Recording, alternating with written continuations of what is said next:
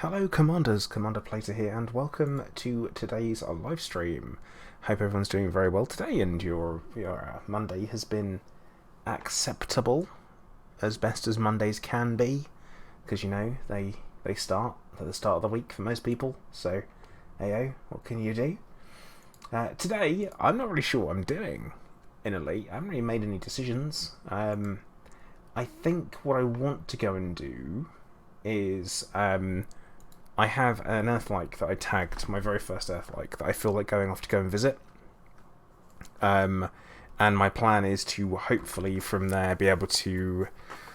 well, I guess the plan is to map it. That's all I've got so far. I think we're going to do that. Of course, unless you have something super exciting, I should try instead that's sensible. I say sensible. I said super exciting and sensible. I don't think those things go together, but I think we'll give it a go.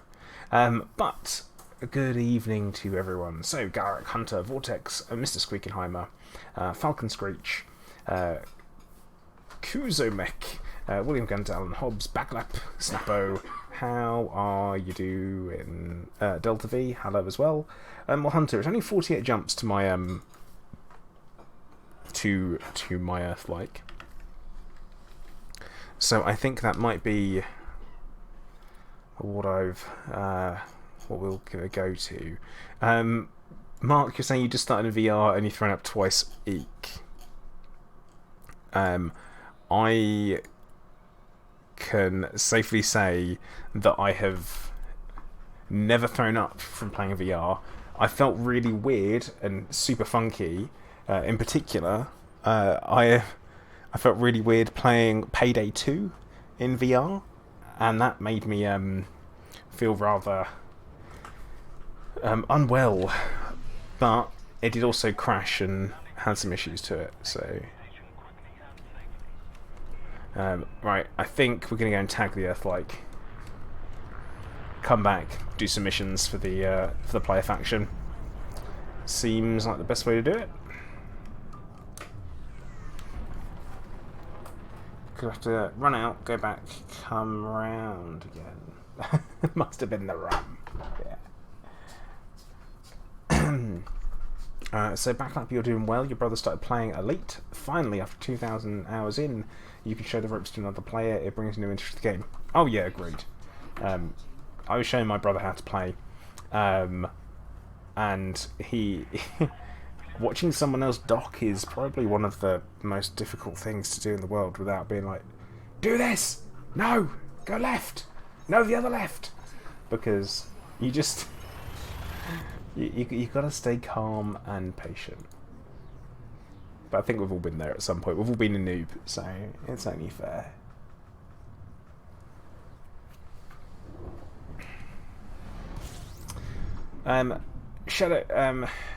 Shadow Man Fan 1, my jump range is 58 light years, maybe a little less than that.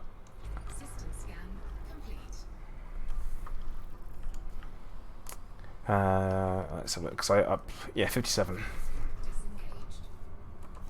Which is right.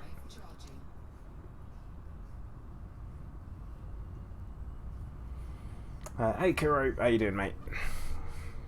Hope you're having a good evening.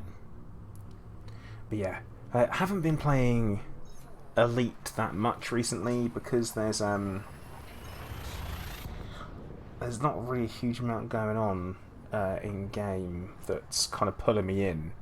But I'm certainly trying to stay positive about what's coming in the future. I know that a lot of people are probably in fairly similar places to me, but what it does mean is that you're not running off essentially chasing activities, I guess you might say. You can take some time out, focus on those things that you kind of meant to do, never got round to because there's always something else to do. So there's that. Oh, Kuro, in that case your day has just got a lot better if you've got him from work. Now... I'll do a look with it, because, I mean, we're gonna really struggle to find any new... Well, we won't find it. Basically, we won't find any new discoveries on this journey whatsoever. So, that's that. Hunter, Pavlov, on the other hand, made you happy to buy a VR headset. I can relate to that, actually. Beat Saber.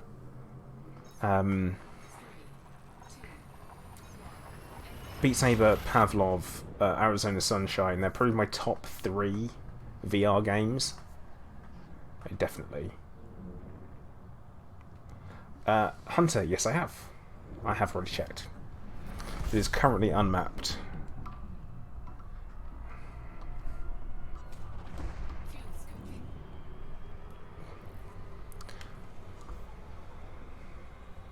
Hopefully it will stay that way.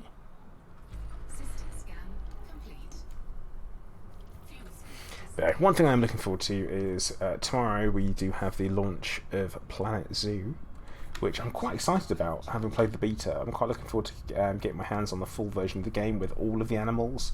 I am probably going to be focusing on the like the franchise mode type thing, so where you can buy and trade, sell animals. That's kind of what I'm going to be focusing on, I think, getting into that. Kind of see what happens. I might be focusing on the offline version, just because I did think there was a bit of a funny thing with the animal economy, but we will find out whether or not that is going to be the case.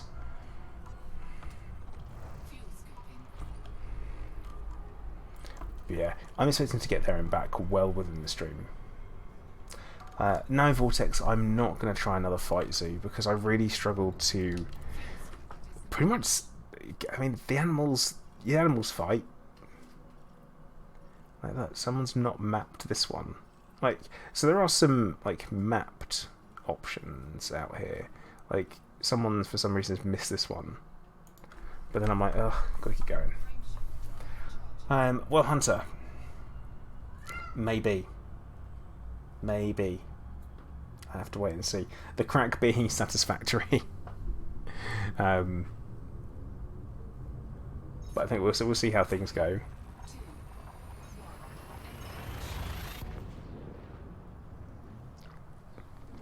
Oh, by the way, The Edge, hello. Didn't mean to not say hello to you there. Now, anyone who's watching on YouTube, if you haven't already, and you do feel like it, if you want to hit the like button, I'd be most appreciative, as it does help me out in more ways than you could possibly imagine. Say it to Clive for you. Oh, Clive, they all say hello.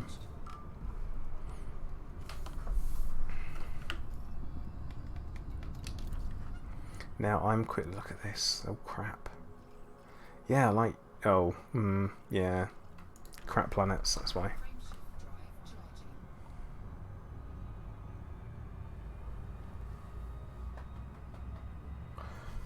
Well, Jax, you can. I mean, 5,000 hours is a long time to be playing a single game for. My best piece of advice is take a step away from it. Play something different for a while. The game and your progress will always be there. So come back to it when you fancy it.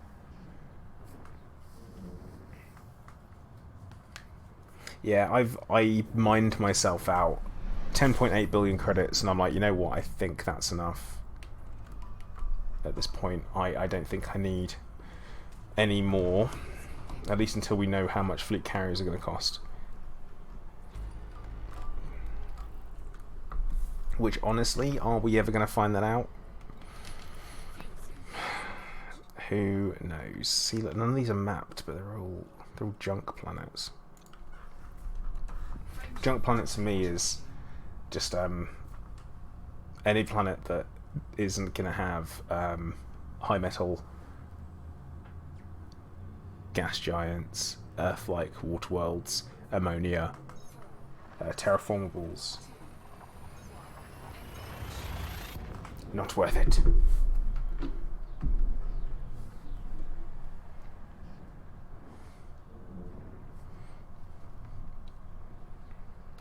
But yeah, it's what I've been doing, Jax. I have I took a break from playing for a bit, and I say that there's no harm in it. No one's gonna hate you for it. So there is that. Oh, we're not actually scooping off this one. Note to self: scoop fuel. at the next star.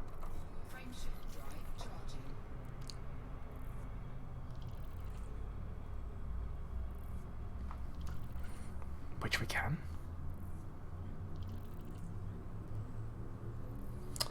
See, right, Shadow Man, I don't know about that, because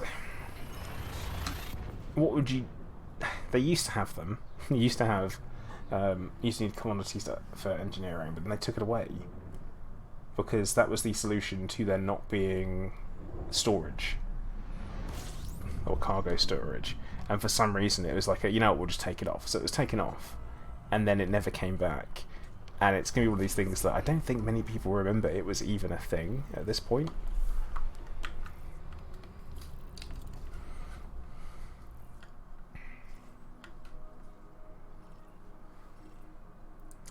See, these gas giant here could be mapped. No, we're going to focus on it. Going to focus on our journey at hand. 37 jumps. Yeah, mission only engineering commodities, yeah. Yeah, Vortex Annalie. You guys remember it. I was not a fan of it at all. But I'm kind of glad they went, and I don't see them coming back ever. Considering it's near enough a completely different team working on that part of the game now.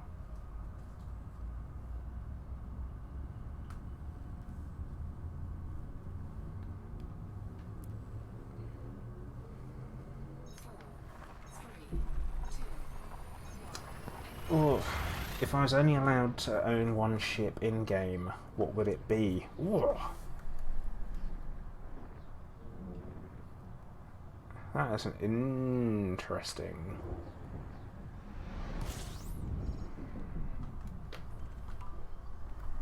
Interesting question, Hunter. Okay. My sensible answer is going to be an Anaconda. Like, if I was stuck with a single ship, it would have to be Anaconda, because it can do everything, fly everywhere. You can explore in it, you could mine in it, you could do all of those things. Now, and you can do everything kind of in style and in comfort and in complete security.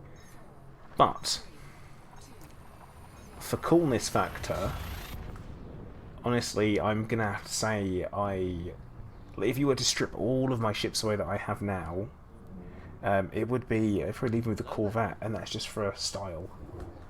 TK Football Star, thank you very much for the follow. Welcome to the stream and the channel. Hope you're having a good day. But yeah, I think that would be it. The Spectator, yeah, it can't do that, but you don't need to ever. That's the thing, you just never need to. It's one of those, do I need to do this? No, I don't.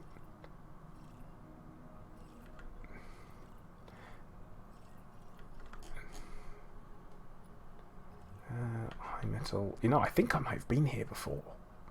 It's got that feel to it. What does this look like? So that. Nah. It's fine. Off we go. Aspect 4 is very good, you're right.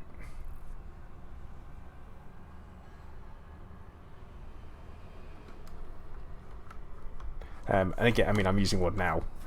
I probably could have brought an Anaconda and had a slightly longer jump range, but the Aspect 4 is it's my good to go. It's my ever ready ship.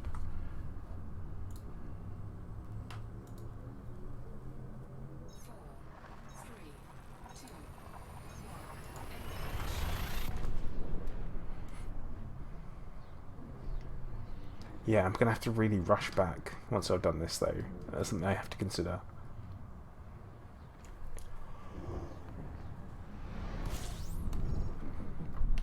And of course, we are on the lookout for anything exciting and interesting. If we can find anything, that would be lovely. Not too worried about fuel scooping on every star.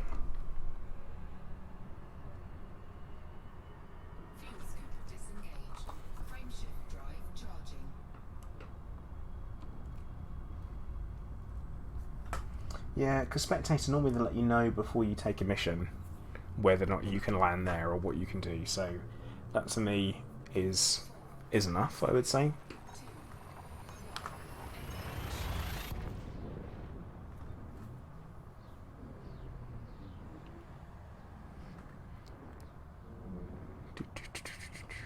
Right. But then again, a lot of the time, if I need engineering materials, what I tend to do, I will basically do Dav's Hope or visit Material Trader. All that stuff. Oh, look at that. See, it's a shiny. Right, it's a shiny, which means we need to at least go and scan out.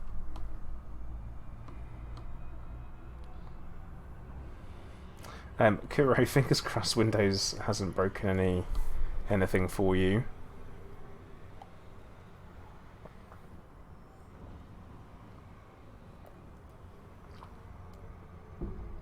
Highly aware you might hear me slurping away there, sorry bro. I'm having a drink.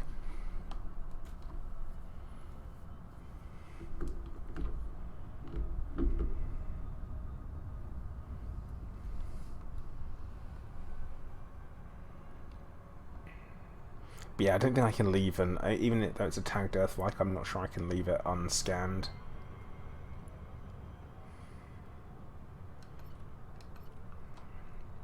Although maybe I should and focus on my quest.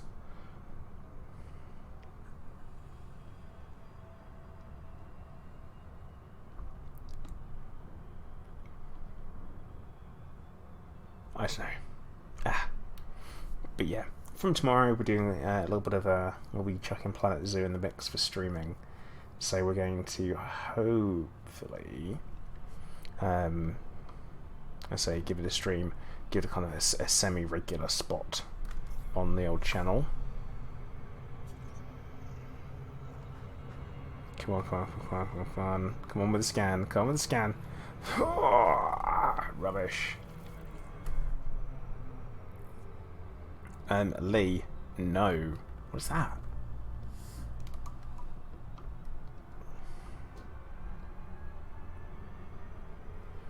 I'll give it a surface scan as well.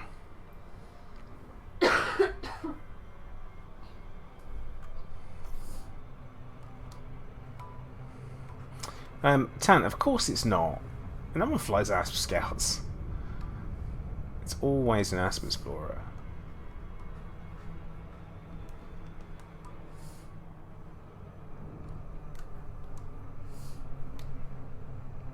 Oh boy, that's much closer than I expected to be.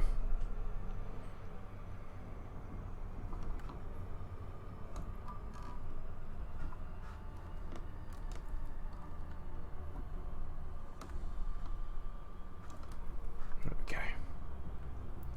Is that an ASP Scout? What kind of question is that?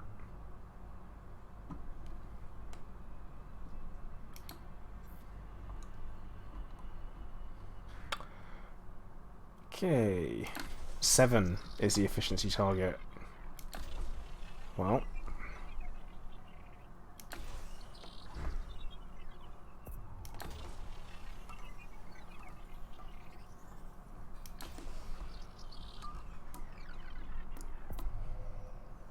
let's see what we get with them.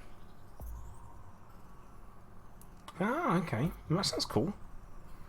Always a fan of not having to use.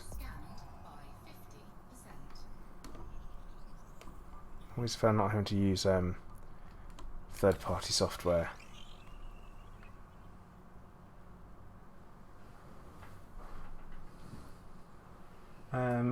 George, if I do scan any rings, I will certainly have a look. Oh no, I think we've fudged this one up. We've fudged this one up, boys.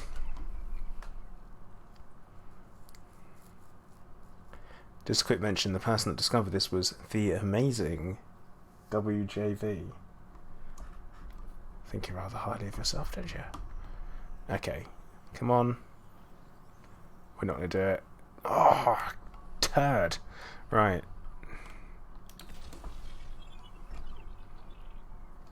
Don't get the efficiency bonus.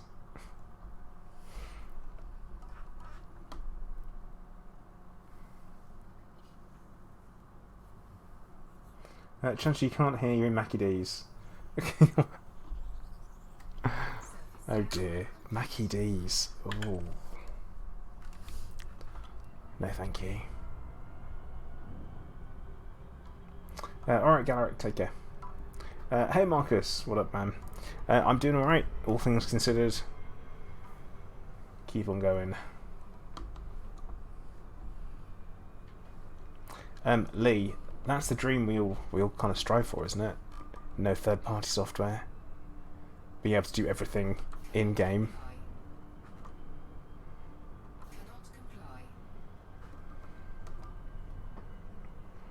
I just think that'd be ideal to me.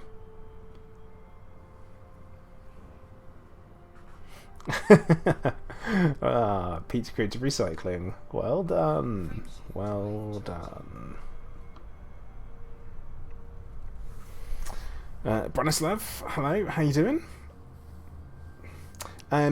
George, I'm not pressed for credits, but it's always nice to be able to do things correctly when you're streaming.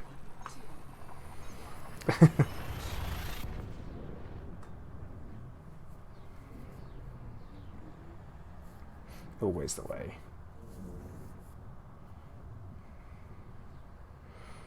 Because, you know, there's a certain element of pressure, I would say, when you're streaming, that you want to make sure that you do your best.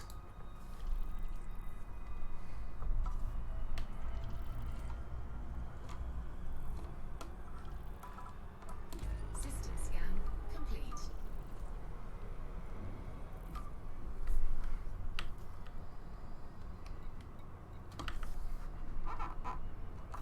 Now I'm pretty sure we're not going to find anything that's undiscovered. That's for sure, because this is reasonably a direct route straight to Sagittarius A, and it's kind of like I guess almost a tube of systems that people will travel through when they're on their way to Sagittarius A, and because of that, they will have basically looked at all of them.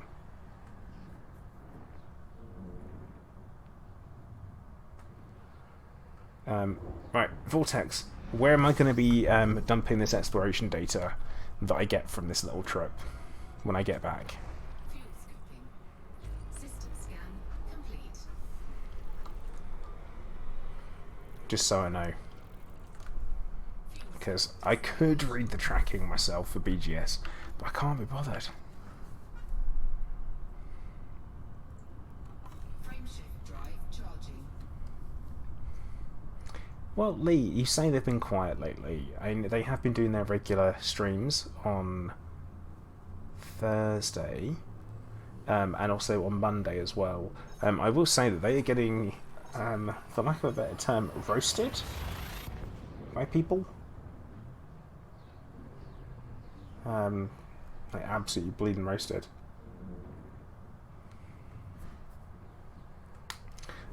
Leechel, normally. You say normally. I don't think we're going out that far, Hunter. System scan complete. It really isn't that far away. We're only like 30 jumps off now already. So, which at 26 minutes in is alright. It's making good time.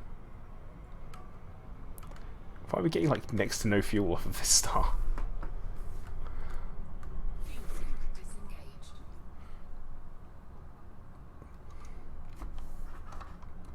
Frameshift drive charging.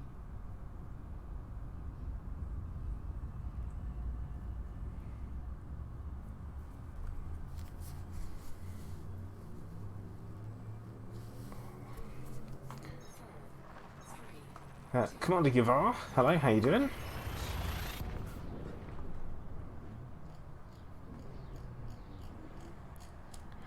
Hope you're having a good evening. You say normally because thinking of one after. Gotcha, Vortex, gotcha.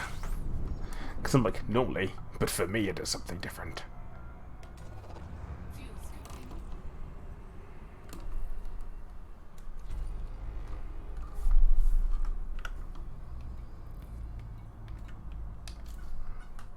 Well, I already know that I do. I have no interest in going over there.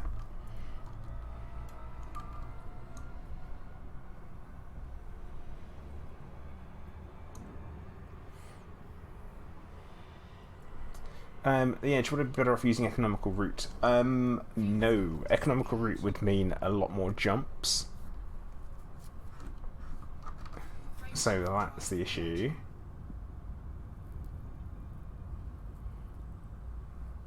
And that would take longer. Versus doing your fastest route will be fewer jumps. But yeah, you have to. I mean, well, it feels like you have to scoot more often. You have to scoot more often for the number of jumps that you do, but not many of the. But not more.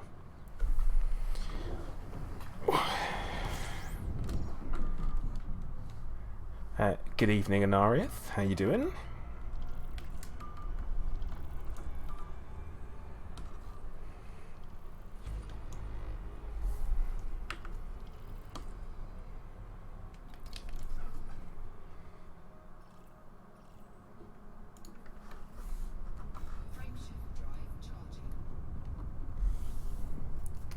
But yeah, that's the same. You're going to be doing scooping more times per jump, but less times per light years travelled. If that makes sense. So Commodity Var saying you broke your HOTUS, you're going to play old way with the keyboard. Eek. No, one of our Discord regulars, Shiv, he used to play purely.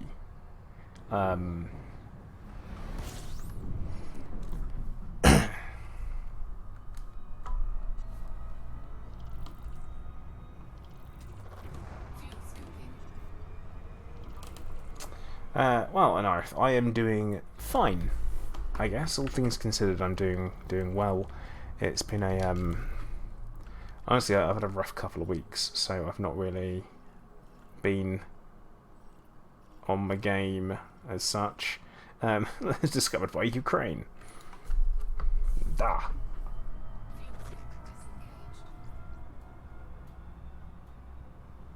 The edge, it depends on what your goal is to explore, because typically what happens is that a lot of people will go to an area to then explore around that area. So typically what you want to do is jump your way there, and then you would... Wait, what? What? I'm doing this tiny little jump as part of my jump route. This is weird.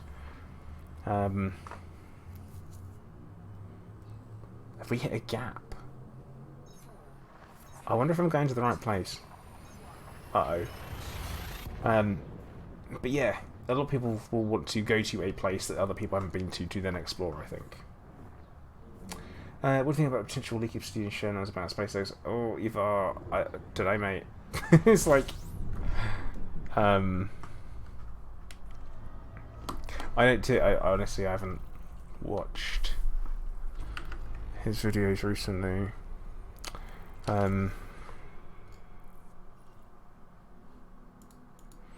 Just cause.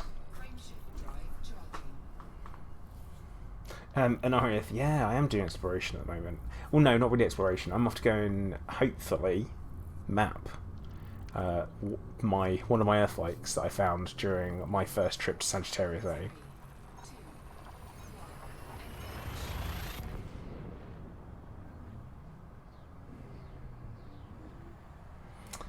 Broodlord, you're saying that you've been trying to gather materials for the last month. You can't find wake scare materials for the life of me. Any advice? Whoa! What on earth was that? That was a squeaky bumhole moment, if ever there was one.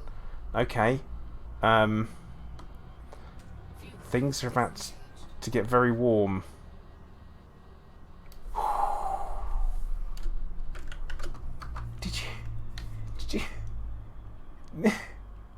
Come on! Can anyone even say flip? Like, that's...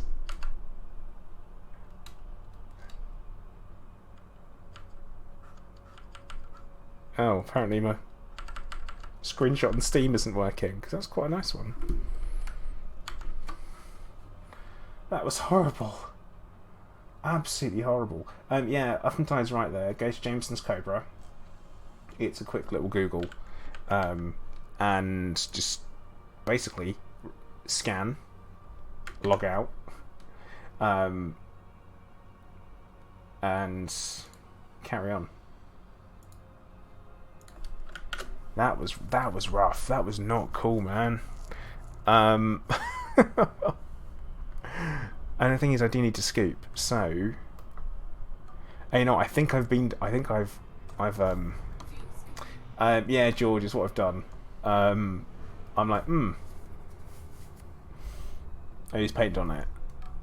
Oh God, that's not things going to, yeah.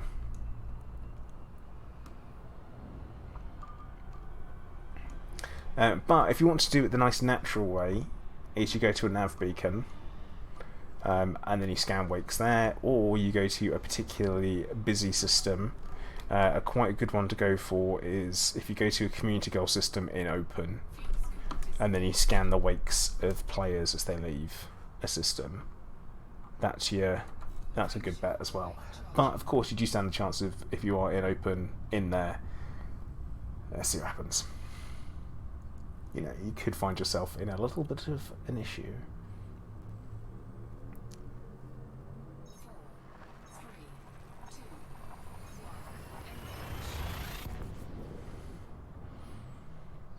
But yeah, that's it.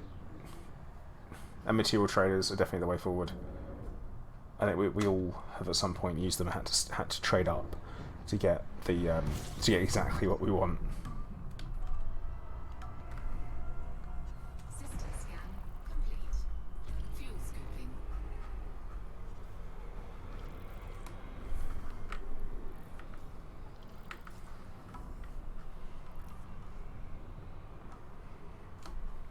One thing to bear in mind, though, if you are scanning high wakes, you'll get a certain type of data. And if you're scanning people like shields or just scanning people in general, ships in general, then you get different types. So when you cross trade on data, you don't get as good a trade. So bear that in mind. Untouchable, hey, how you doing, Lynn? Haven't seen you for a while. You're killing me with the platter. Come on, man. You and your FDL emojis. Why you do this?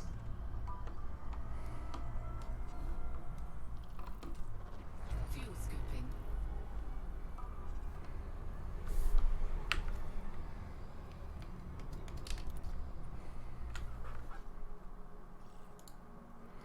Yeah, it's not much of a surprise. I can't be bothered. I'm going after my planet. We'll come back on the way on.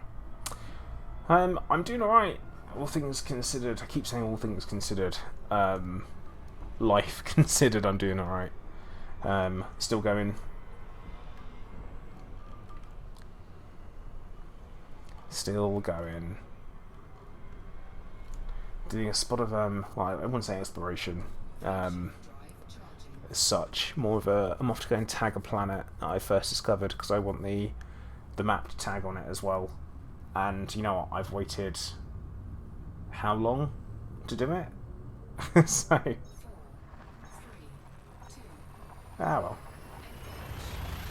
Or George, I've actually got a size 5 scoop, a 5A scoop, so it's not that bad. Hey, it's not a massive tank either. Cartography, yeah. We'll do that. Call it that.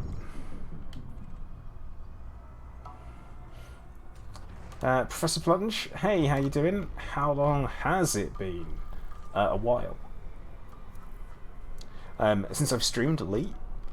I don't know, it feels like ages. Probably hasn't been that long. Feels like it.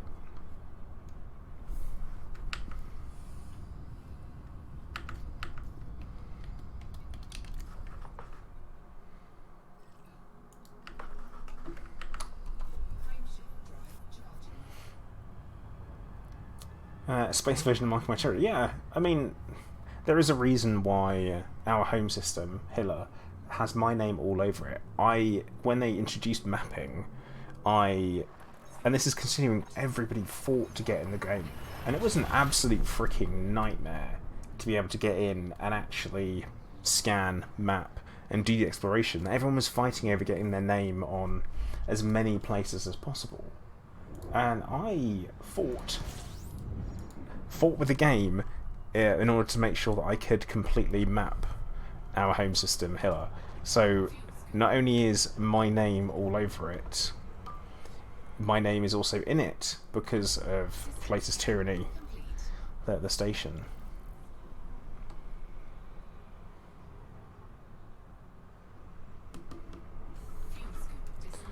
I would have been very upset if I'd missed out on them, that's for sure.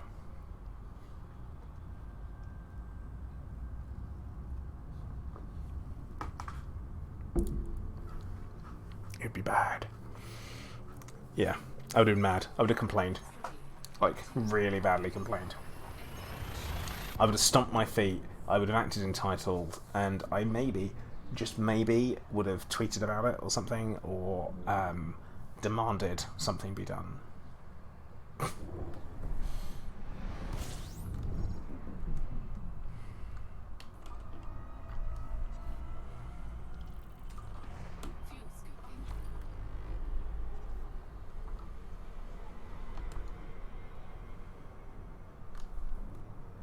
Oh yes, 46, and my voice, not just my name, my voice too. Frameshift drive charging.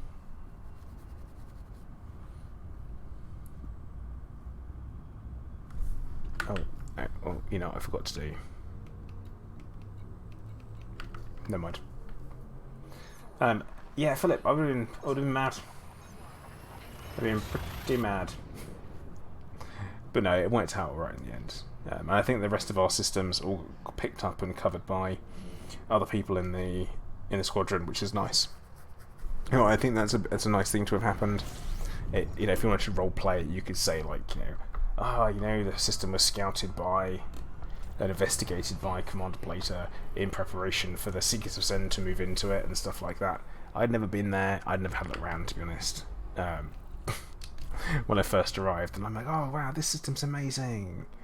I mean, that is a water world, but it's already tagged. So let's focus on what we're doing. No shinies, just keep flying. Come on.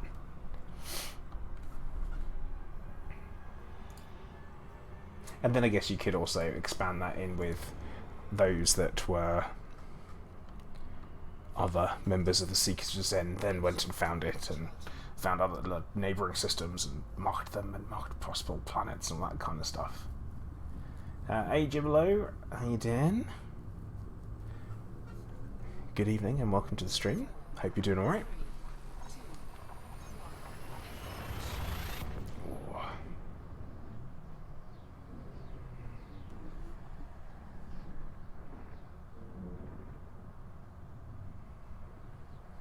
Now this evening we are doing a spot of not quite exploration, I guess. We're doing a bit of stellar cartography.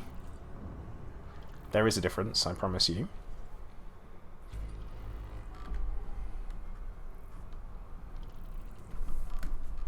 Basically we have a target that we're off to go and map.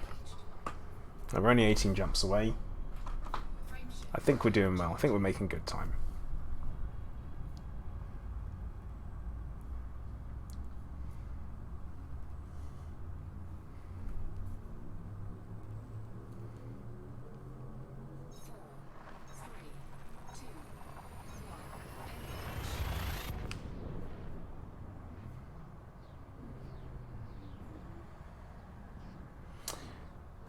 Kevin's asking, am I going to go to do the ground exploration? Okay, now, on hindsight, right, I think that I should have gone on Distant Worlds 2. Should have gone.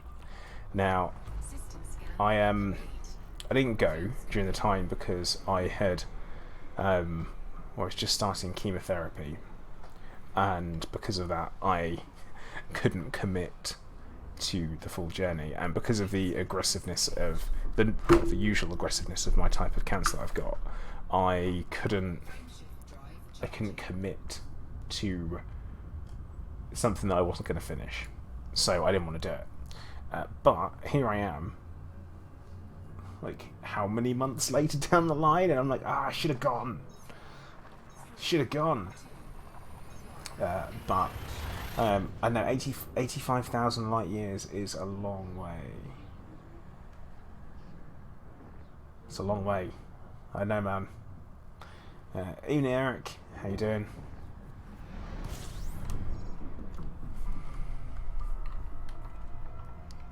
But I mean, one of the reasons why I've been a little bit bummed out recently and not streamed as much as I'd want to, or produced as much content as I would want to, is just because I've been I'm essentially waiting on some results to come through that kind of determine the next few months of my life treatment-wise. So until I get them, I'm feeling a little bit like, oh, I don't know what's going on, and I hate that feeling so much, absolutely so much.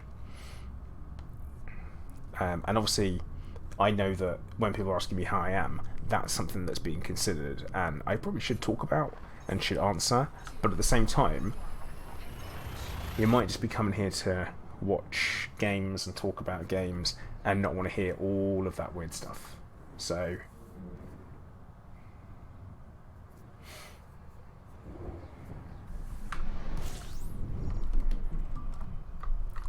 Fuel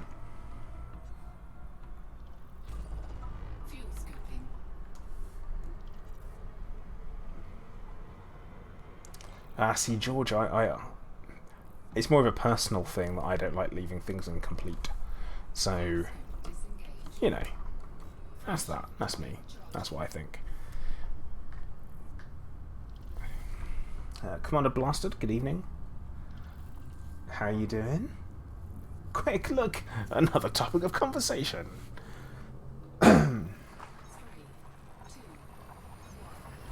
But yeah, I know, life doesn't always go the way we want it to, and, you know, I could get hit by a bus crossing the road, in which case, what we're worried about. But let's assume that I know how to actually cross the road for a minute. What's the journey today? So, Kevin, what the plan is that we're off to a system that is going to be... I've already been to, and I've got first discovery on. But what I want is to hopefully be able to have, well, get it mapped, because I've only done the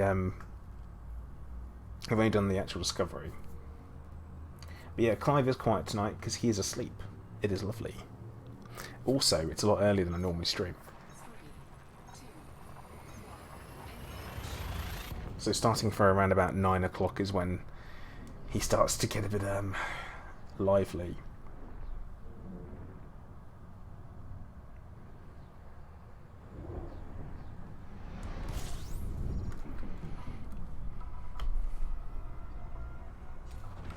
Fuel scoping. System scan complete. Hello there. Dunks Ninfa, thank you for the follow. Disengaged. Yeah.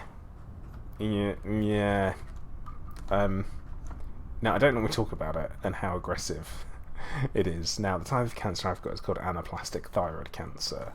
Now, people from diagnosis, they normally only go about 4 to 6 months, and that's it.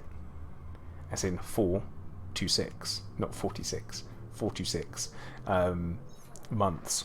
I have managed to go, well, a year and 2 months at this point. So I'm in the real minority, like real minority for this stuff. So I have to consider myself quite lucky in that sense. But what I am waiting for is some results from a test which, if I have the right type of cancer, not as a right type to have, there's a targeted treatment that's supposed to be very good, which I will hopefully be able to get on a trial for. So, fingers crossed on that one. But luck does not exist. everything is pre-decided from the moment it happens. The future going forward on that, it's already determined. Do I think that we can't affect anything that we do in life? Of course I bloody well do. But every time you make a decision, or every time something happens, you begin on a path, and that is the direction you are going in. God, it's all a bit deep for a Monday evening, isn't it? Kevin, yeah, it would be. You were correct.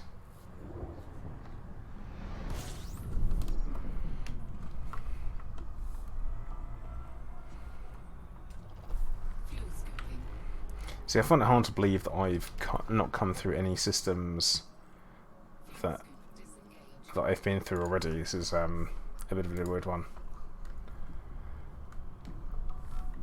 I would 100% have expected to have. Okay, 11 jumps. 11 jumps. We get there. We scan the planets. We get out. We get back home. We do a drop off of exploration data in Acanthe. Which is one of our systems, so we'll give that a go and do that.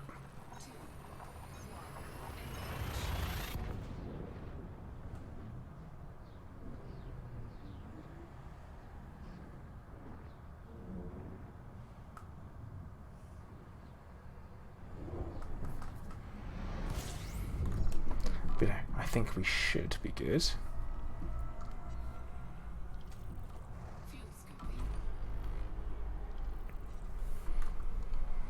Now, from what I understand, as well, in Elite, we could be expecting some more interstellar initiatives coming up, or another one.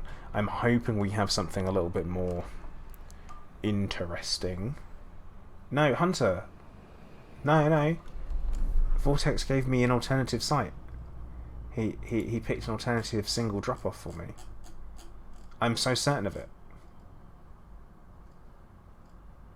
Like, super certain. He says Leechall normally, and he said normally because he's thinking of single drop-off locations, and they said Acanthe. It's alright. Yeah, I did I especially use my the pins for it on the Galaxy map, but I totally didn't. Evening, Jamie. How you doing? Oh, and James as well. Good evening. How you guys doing today?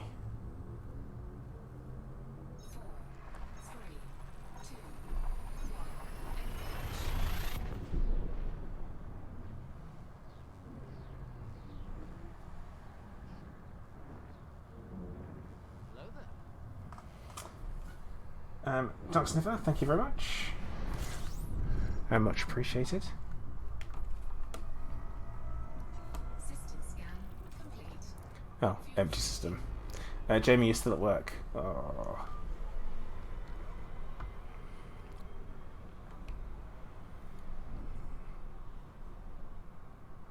Fuel scoop disengaged. Frameshift drive charging.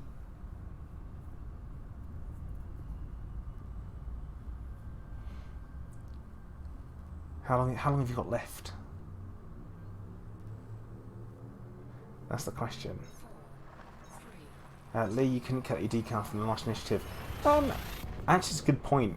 I don't have it, even though I don't know if I had to take part in all of them.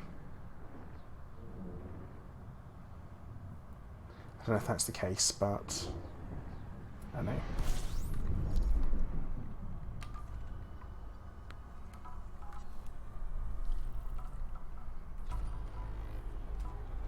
Fuel scooping.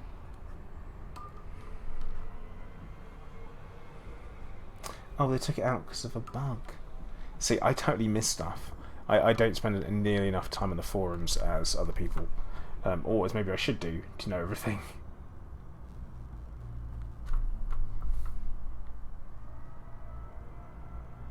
Fuel scoop disengaged.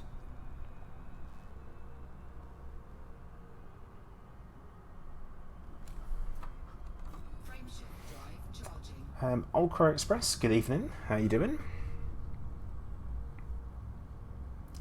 Unless you never went to the station. See, now I definitely went to everywhere in all the other ones. I don't know if there was one that I... No, I did all of them. And I definitely collected them all as well. Interesting.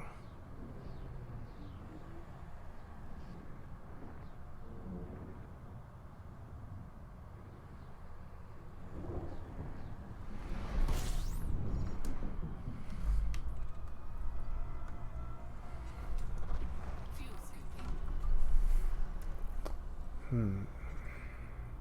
Now, do we just turn around and come back? That is the question. Yeah, there's not. I'm yet to see anything undiscovered in any of these systems. It's a shame. It'd be nice if I could kind of snag something else. Fuel scoop disengaged. Hello again, Chunter? Frameshift drive charging. It's interesting, but it's not, I feel like it's, even though we've not come particularly far, you start to see the difference in the galactic plane and the way it looks. Although there is a very strange line. 3, 2,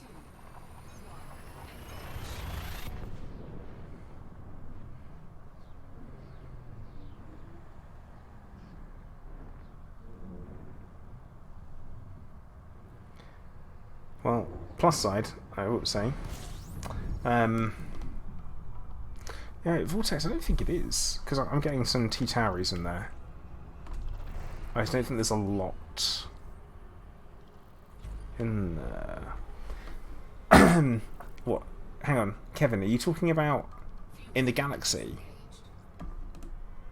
Because in the galaxy there are, like, in particular in like, it's less than 0.05% or something stupid like that. Like, people have barely found anything. Like, we're talking, I think it's like 0.032, something like that. We've got so much more to go. You've got to think about it. It's, was it 400 billion? 400 billion stars? I think it would take, that much now, if you had however many commanders playing, it would take him like 32 years to discover them all, if they were all playing at that amount.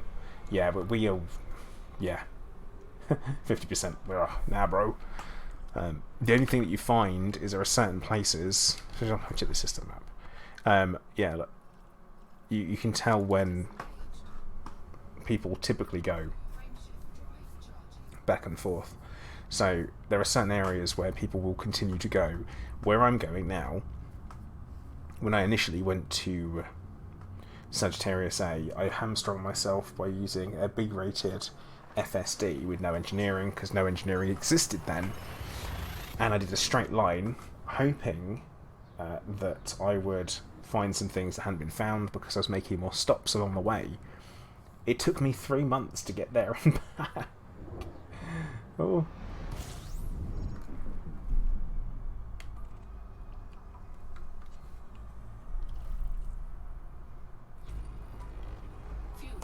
Yeah, Turgeon, I mean, humans being social animals that we are, we do stuff like that. Like, you can tell I'm going in someone else's footsteps at the moment. Like, we've already seen that person's name in another system.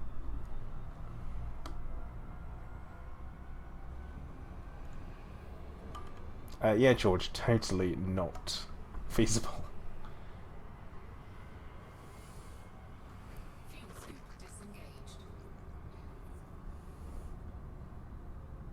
Well, John, not everyone uses EDSM.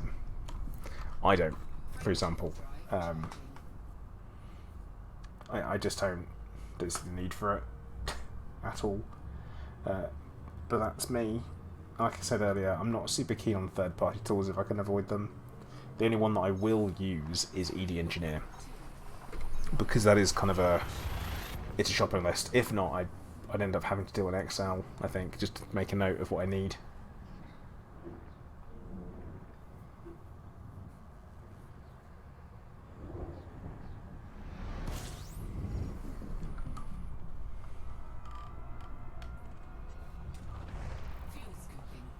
Now, we are about an hour into the stream so far, so anyone that has joined over the last hour or so and doesn't really know what I'm up to, I am currently heading out to go and find my first Earth-like world that I found like 2 years ago, before mapping was a thing, to head out, go and map it, and hopefully get the mapped tag on it, come back to the bubble with all the data, sell the data, and then we're going to hopefully do some missions for my faction. At least that's the plan. And we're kind of going to go from there, I guess. And if you haven't already and you do feel like it, if you want to hit the like button on YouTube, that helps me out. And also do the old cheeky little subscription on YouTube and a follow on Twitch. It'd be much appreciated. Be streaming regularly. And we've got an interesting week coming up with games, in particular Planet Zoo's coming out, which I will be streaming tomorrow for launch. Because let's face it, there's no way I'm not going to be able to play that. It's got things that I like: animals, building, stats, all that stuff. It's all good.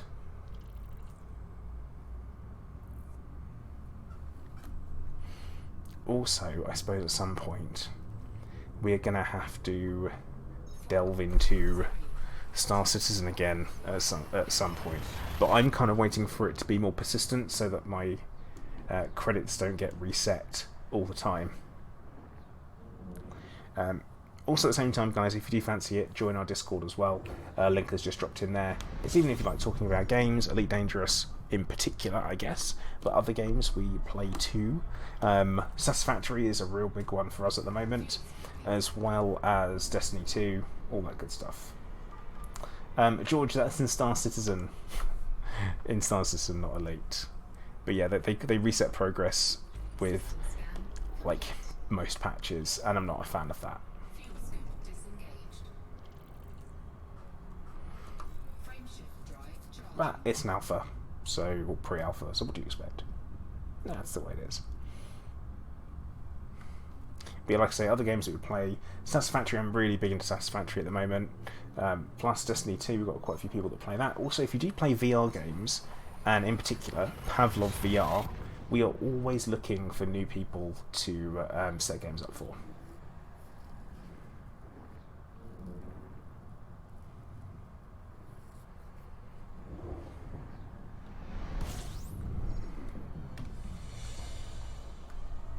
Oh, we have arrived. Fuel scooping. That didn't take too long, did it? Hang on, wait, there's an unexplored... Did I not... Fuel scoop disengaged. Have I not explored this entire...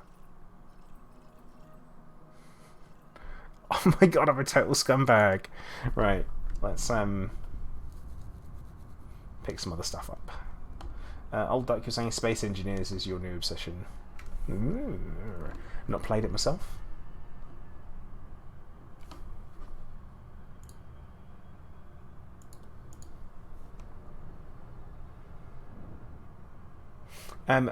George, I'm just saying that if you play VR games and you have Pavlov VR, then you're more than happy to come and join us.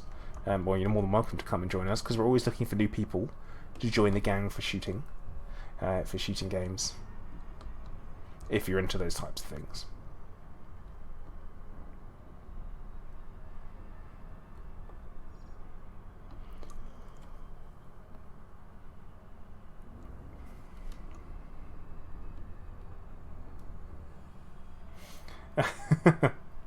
Yeah, Turgeon, it's a good point. I mean, I'm not going to have to... I don't think I need to map them all. But yeah, here we go. Yeah, Hunter is not is not wrong. 6 probes, you say. 1, 2, 3, 4, 5. I mean, this looks pretty convincing at this point. I think we should get this. Surface scanned by 50%. Go on, final one. Bragging rights, come on. Yep. Done. Scan complete. Hooray! Lynn, have I found the best way to grind arcs yet? No, I guess I'm not really bothered, if I'm honest. It's not really my primary concern in Elite at all. I'm pretty tight when it comes to buying cosmetic items for games. So I have simply not bothered. I know there are a couple of different ways that people have found it. In particular, come on. In particular, I think it was buying and selling ship components. High value ship components work, but I don't know. If people want to do that, go for it. James Oliver, hey, how you doing?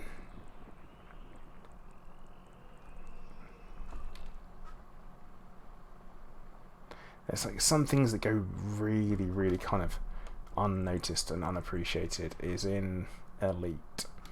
They use sounds from the British Arctic Survey Expedition, I think it is, where they use the sounds that planets actually make in a radio telescope. I think that's what it is. Big fan of that.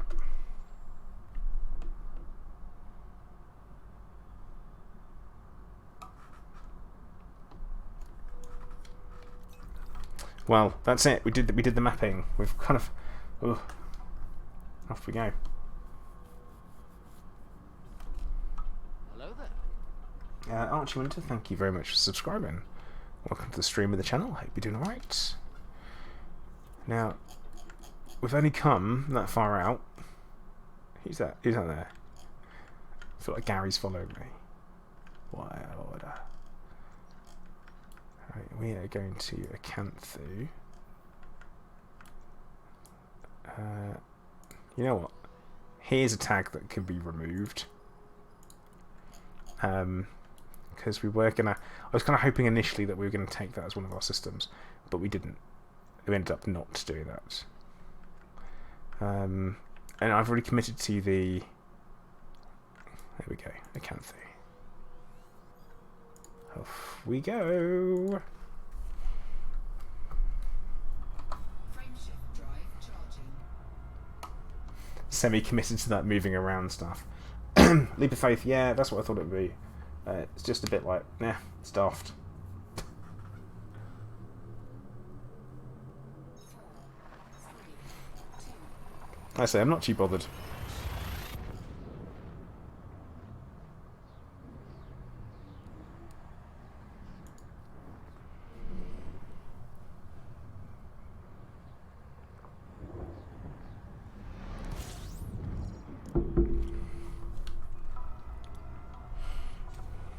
Fuel scooping.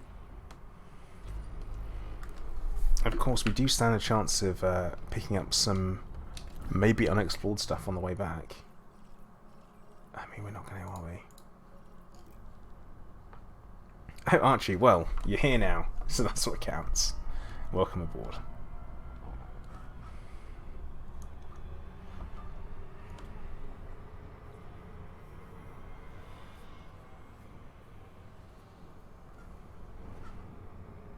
Fuel scoop disengaged. Frameshift drive charging. Excuse me. So, next up, home-ish. Well, Acanthu, sell data. Then we will head back to Shinra to pick up a mission-capable ship. And go from there, I reckon.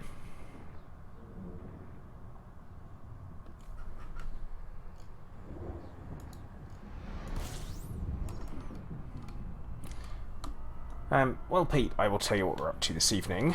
We have been to my first discovered Earth-like world to go and map it, because I felt like it really needed doing. So, it's long overdue on that one.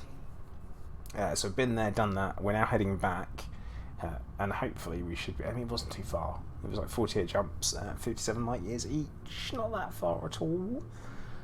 So yeah, we're gonna head back now, sell the data, then we're gonna run submissions for my faction, do some BGS running. Now, Kevin, you say about the no paint group buys anymore for arcs. Now, here's my thing. If you only want maybe 1 or 2 paint jobs out of a pack, it's good. It will save you money. It may not be as good as value, and it's really important we draw a line between value and cost. So it may not be as good a value if you do, but you'll only get what you want, and you'll probably spend less overall. Now, with regards to the whole separate paint jobs, one of my issues is that the pricing has been kind of fuddled because of it. So it's being hidden how much people are actually spending on a single paint job.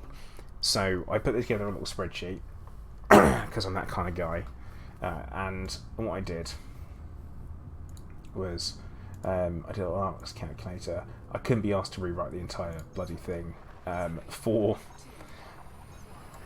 that, and put it up onto Google Docs. So I wrote it in Excel, and I can't bother to redo it in Google, so that people can kind of just go and use it and download it and stuff. But what we'll do is when we get like a moment we can stop, which is here, I will show you what I put together because I'm this kind of guy.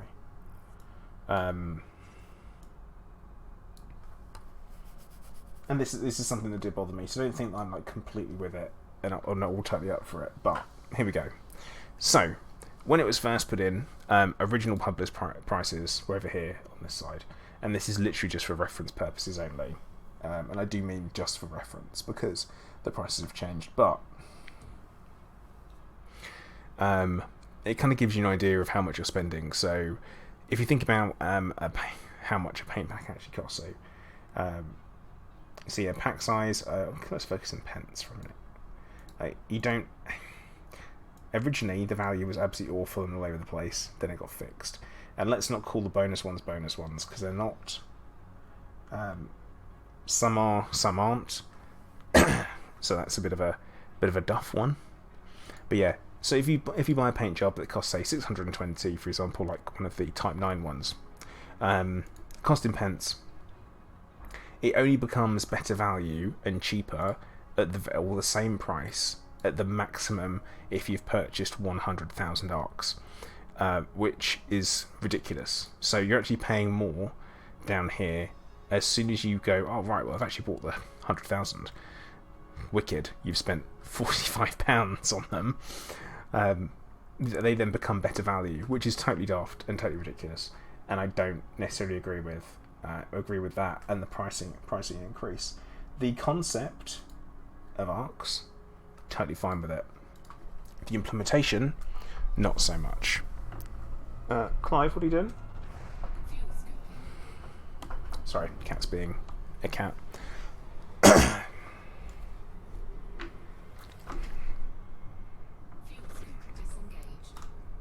As in, he's licking stuff he shouldn't be. But yeah, a lot of the paint job prices have gone up because of it, and that is crap, in my opinion. I think it's important that people know, because I mean, I've done that math, so no one else has to. See now, Commander Bucky, you say all the paint jobs are ugly. I'm going to disagree with you there. Some of them are pretty cool. For example, I quite like the old Hot Rod Corvette. I'm a fan of that. It's a nice looking ship, and it's a nice looking paintback on it. But that's one out of the entire pack. So if I could have just bought that single paint job, I probably would have done. But you say they're bad. I mean, ooh, gold, nice. But then again, you can't buy this one, so there's that. But yeah, George, you're right. Objective, you can't. It's all subjective. You're right. You can only you can look at things that way. Old Crow, I'm 100% a counter of beans. I used to work for a bank in another lifetime.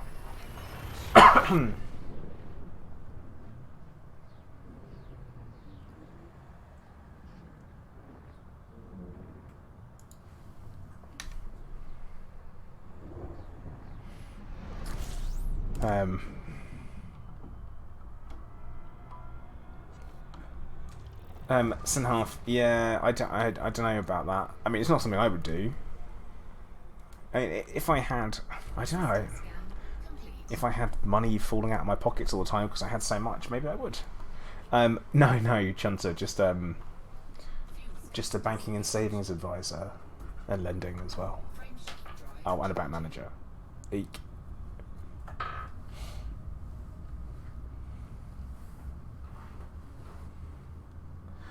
Pete, yeah, and that's if you do. But then again, I never used to. I don't really buy paint jobs very often, or at all, and that is because I am tight. So I don't like spending money, and that's me. You know, I love the game. I love Elite Dangerous, and every time there's more gameplay to come out, I will 100% engage in it. But yeah, not so much.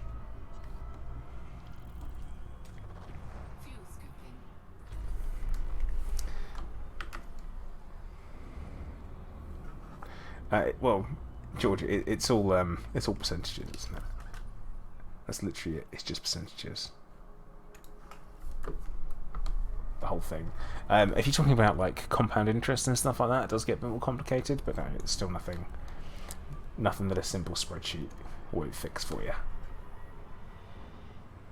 Oh wow! I just spotted on the restream chat for you guys when someone puts an emoji from Twitch, it displays it a little bit peculiarly. That's a weird one, isn't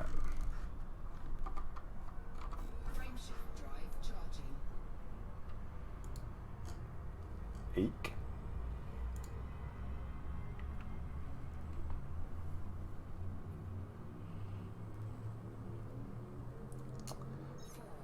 Yeah, it's a weird one, that.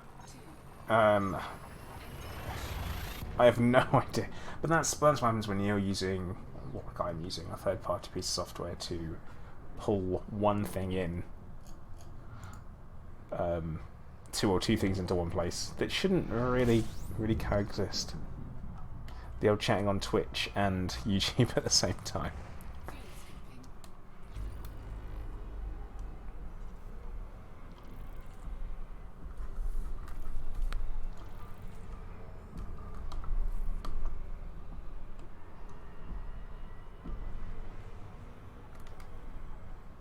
Let's have a little bit of a top up whilst we're here.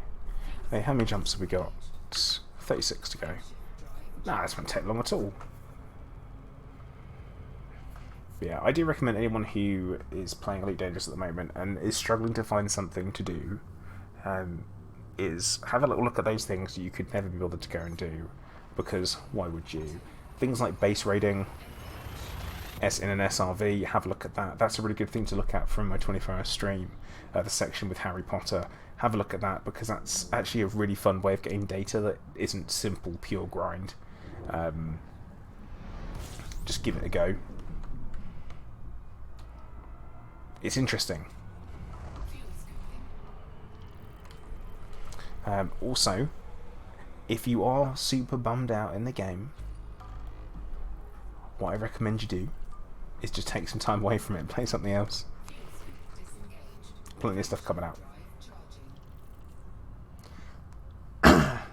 Now, see, George, I mean, I play with the HOTUS, and I would have to stick with the HOTUS, I think. But interesting that we noticed during the 24-hour stream, the race at the end, is that the throttle on a HOTUS, for some reason, does not max out the SRV's speed, but using keys will.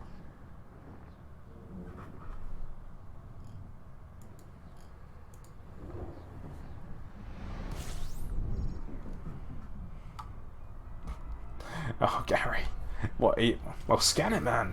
Take the credit for yourself. It's okay. I'm on the.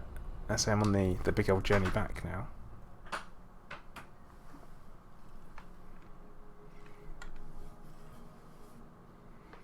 Take the discovery, sir. It's all yours. Anarith, no, it's not just me.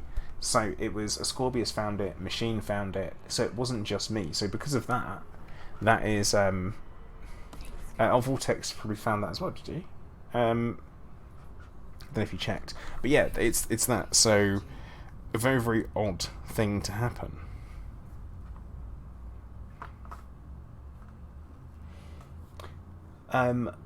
Actually, George, I don't, because I have a custom control box there, with keys that you can bind to everything. I see all of the emojis fine, George. It's just on stream they don't show up quite correctly for people. But oh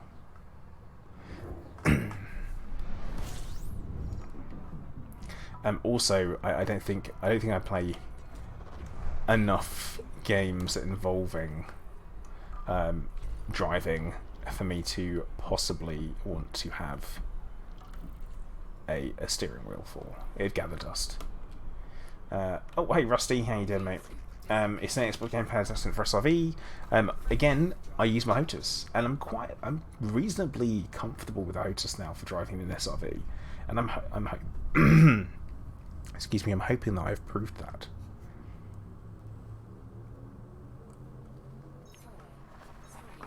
Plus, it's it looks correct. You know, it looks correct from when you're playing it.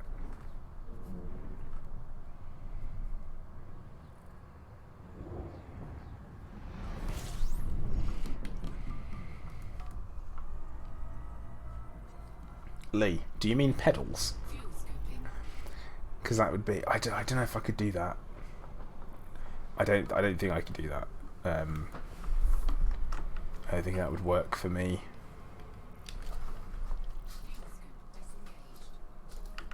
See, I'm following something else's. Oh, Rusty, being left-handed, you can't go on with the HOTAS.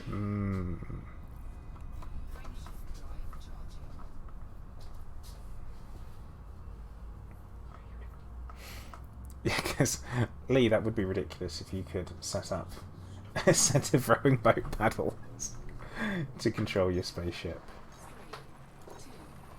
I think we can agree that would be a bit weird.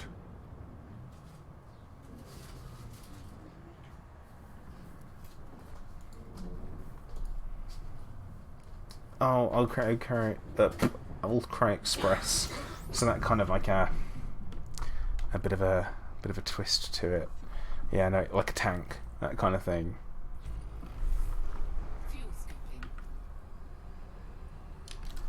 Because that I could go for. I could get behind. An SRV that turns on a dime. Ooh, lovely. I'd like that.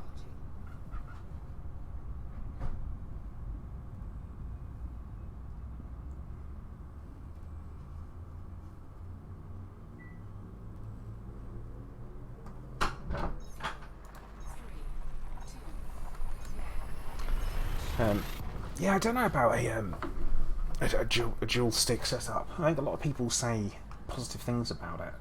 I don't know if I could do it. Although for something like something like Star Citizen, for example, it would look correct. You know, I always think that it's easy to visualize what you're trying to do when you've got the same control setup as the game has, but then who wants to have 3 different sticks on their desk at the same time, plus using a keyboard and mouse and custom control box? And yeah, it gets a bit daft at that point. But Lee, you say an SRV with a Class 5 cannon, that would be too much. But if we could just have a like a proper SRV selection, that'd be lovely.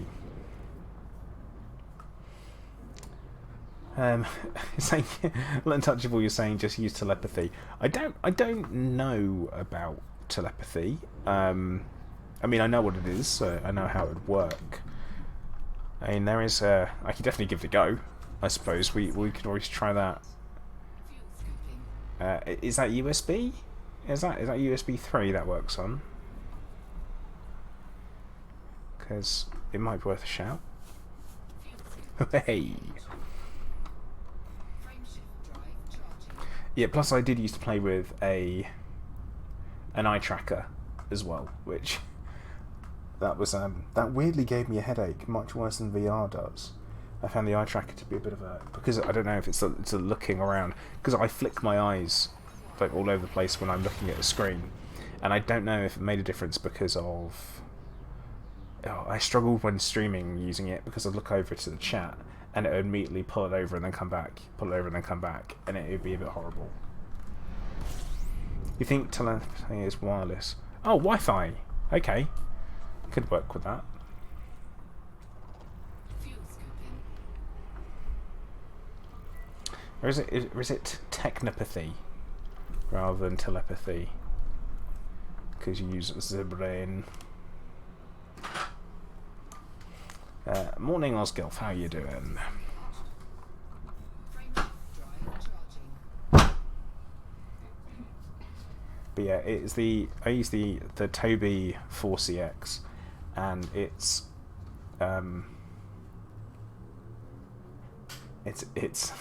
a head and eye tracker combined. So you can either turn it just to head tracking or to eye tracking and head tracking. And using both at the same time is pretty cool, because if you're tracking a target and you're shooting it, works well. Definitely an interesting one. Hey Starlost, how you doing? Welcome to the stream, mate. Vortex is suggesting we just use telekinesis to move the hostess around. I mean, yeah, that could potentially work.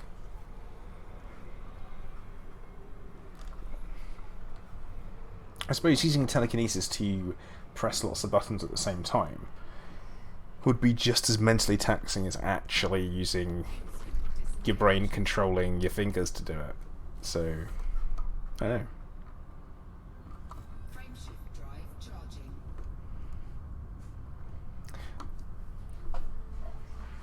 Interesting idea. Different, unusual control methods. Well, Lee, it is a little bit weird because it maintains a focal point. It's an interesting one. I mean, I could do another stream with it at some point. I still got it attached, but I say it was a bit of a stopgap that pushed me towards VR. Pushed me further towards VR.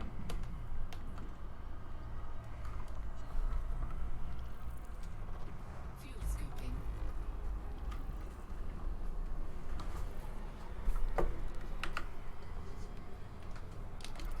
That's unusual.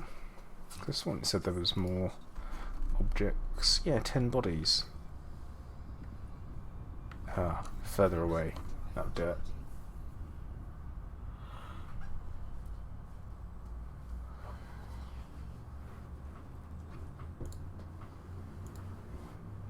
Yeah, Elite is indeed. Elite is pretty in VR. Yeah, it's good. I will say that depending on what ship you're in, it does add another kind of dimension of scale to it, for sure.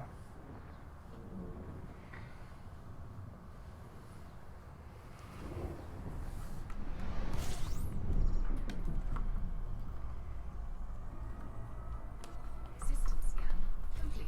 I'm a big fan of the of actually flying small ships in VR. I think is better than flying large ships.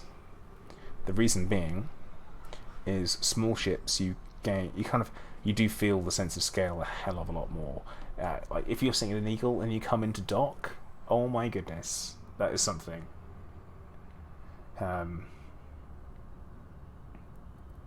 Yeah, Vortex, they do. You're correct. Everyone is a little bit small. That combined with the scale is slightly off in VR.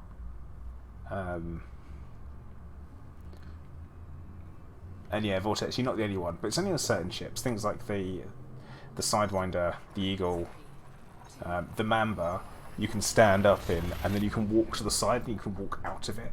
But yeah, VR does let you have a little look behind the curtain on lots of different ships in Elite. And plus you can reset your seating position, so you can walk almost all the way out of your room, reset the seating position, and then walk back into the centre, and that way you're like much further off to like the left or the right than you were, which is an interesting concept, interesting thing to do.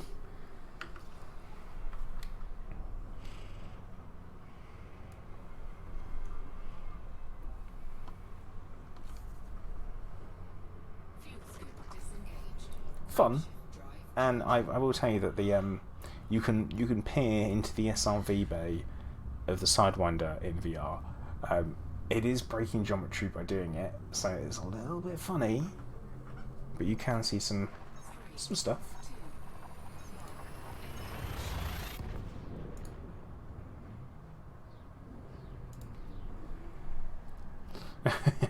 Yeah, Vortex. I would love to have like a full-on explore in that way. I think that would be pretty epic. Well, one, I would like to have a larger space anyway. If we were to have a larger space and be able to really get in and have a look around, that would be lovely.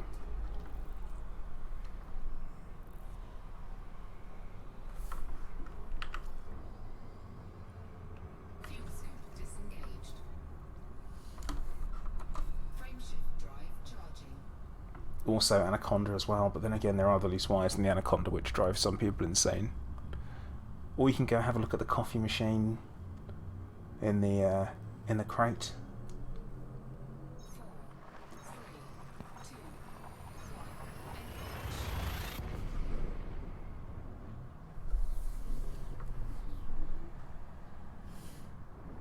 Question is, how much data would you think we're going to get from this? I'm not thinking it's going to be too much, based on the distance we've gone.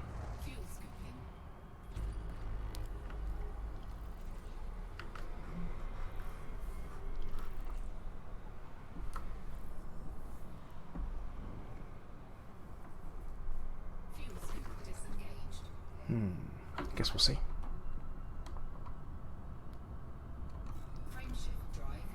The chicken farm centrifuge in the Explorer. What? Vortex what? I have no idea what you're talking about.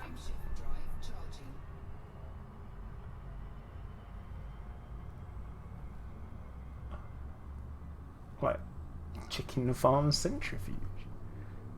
What?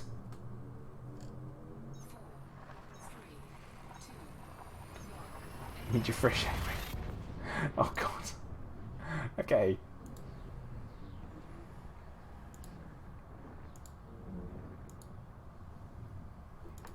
That's all I got. All I can say is okay to that. It's cool, man. You do what you gotta do when you're exploring. Centrifuge or artificial gravity. What? I mean, would chickens not lay eggs if there was no gravity?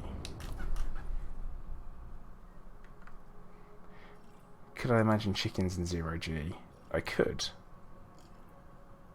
I could. It would be quite entertaining.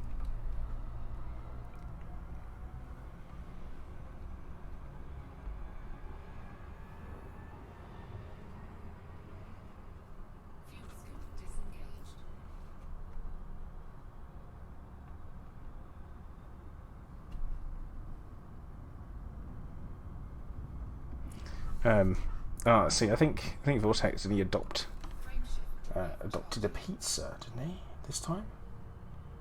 But yeah, everyone was a lot more looking after their burgers this time round. Also, I mean, spherical chickens in a vacuum could be a thing.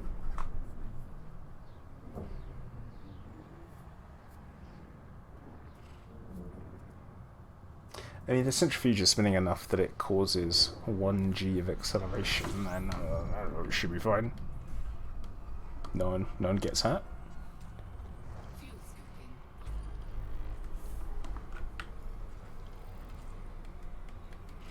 I have been to this system before.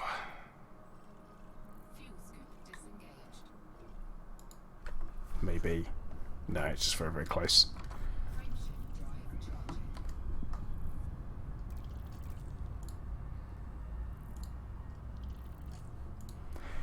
But yeah, we will.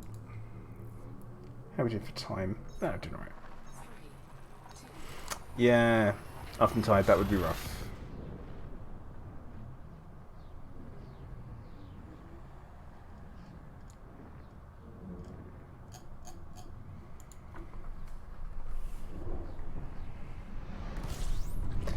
I mean, I'm assuming it'd be rough. I don't know.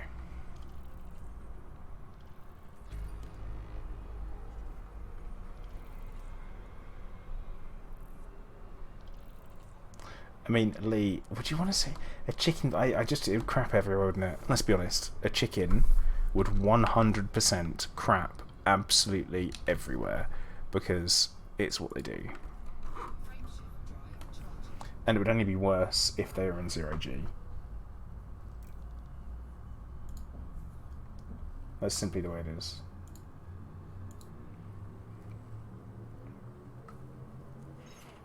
I don't want to see it.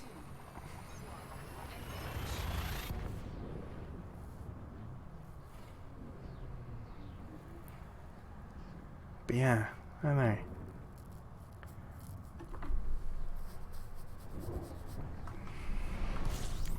There we go. Again, we end up talking about poop in some way.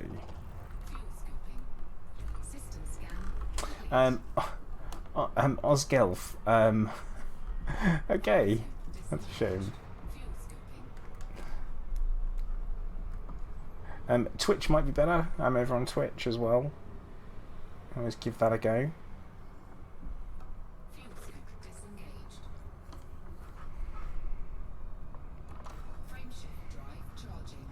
Oh, well, Vortex, I suppose if it gets covered in your clothes, then you find yourself in a chicken shit outfit. Way. Mind your language. No, you mind your language.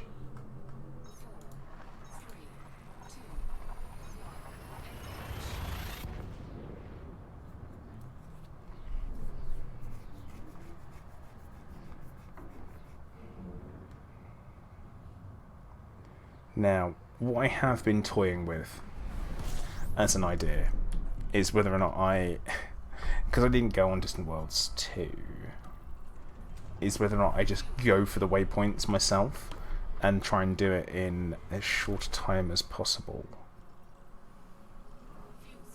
And see if I could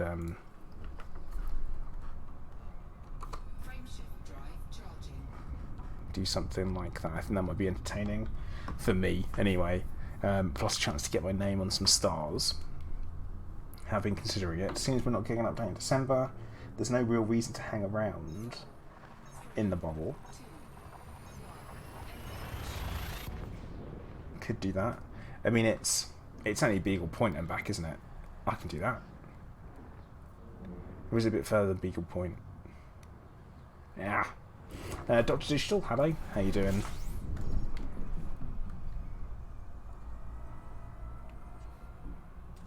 Oh, hey, Happy Shrapnel, how are you doing? So current plan is I'm on my way back from my very first Earth-like world that I found a couple years ago now. And that was pre-mapping. No one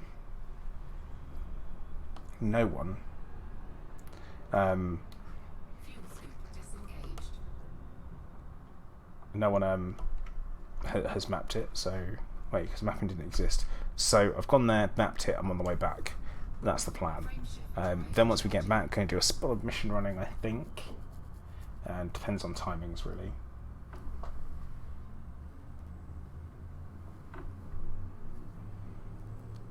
And go from there.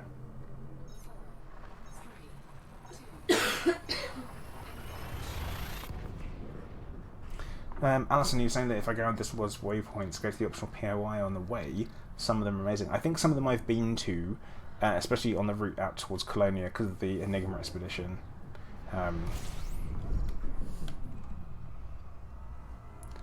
So there is that. System scan complete. Fuel scooping.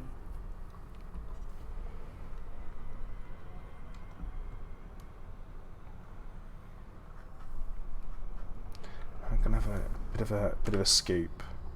Right, we're 15 jumps away from when we're selling the data.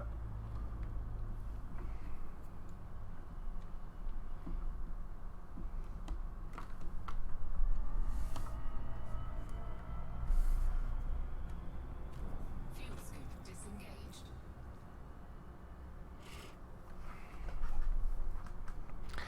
Question is actually, Vortex, this one's for you. if we're talking about me going off and doing some missions, how good are the missions in our current system? We're in election. Do we have much to worry about in there? Or what type of missions are we getting? Commander Razorlight, hello. How you doing?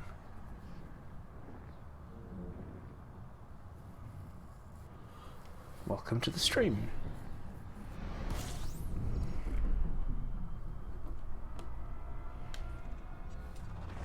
Fuel scooping. System scan complete.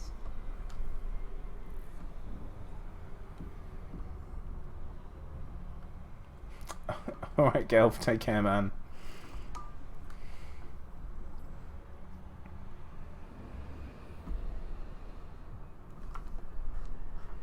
Fuel scoop disengaged. Frame shift drive charging. Ah, good to hear you doing well, Razorlight. Always lovely.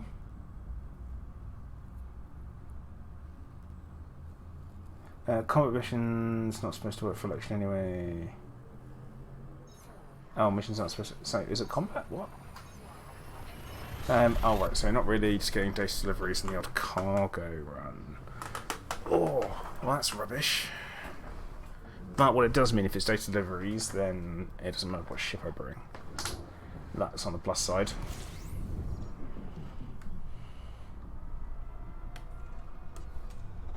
Fuel scooping.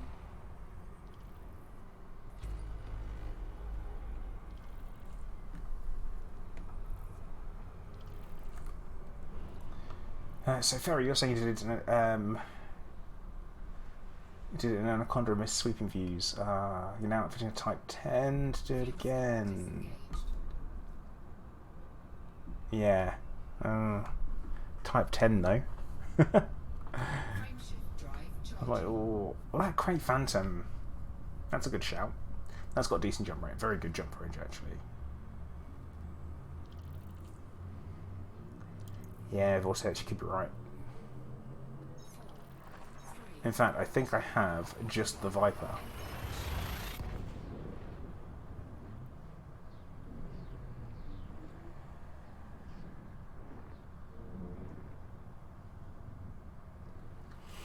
Disembodied 2's in the Beluga. Oh, I must admit, I'm not a fan of the Beluga.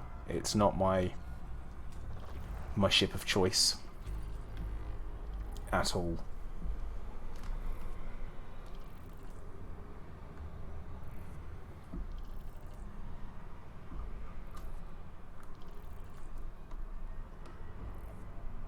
Fuel scoop disengaged. So Ray's like you said you bought Star Citizen last week. Nice planet landings, more to do in Elite. Now, my problem with Star Citizen very much at the moment is that it's the lack of persistence. So once they've got persistence added in, I'm going to 100% spend more time playing it. But it's more for me, every time I kind of go into it, and I like the idea of doing that kind of rocking up at a planetary base or a star base or whatever, running out your ship, running and shooting everyone, being like, taking everyone out, and then like proper going for it. I love that. Problem is the AI is crap. Like, let's be honest, the AI is crap in Star Citizen at the moment. Even for the combat, you get to this point where you could say, like, okay, cool, it's more realistic because, you know, you shoot someone and suddenly everyone comes running. Well, that's great and all, but not everyone all comes running around the corner to swamp you when you don't know how many people are being shot by how many other people and stuff like that. And that's something that's missing a little bit, is that, I mean, there are lots of first-person shooters out there. Oh my goodness. A pug dog must have been very busy.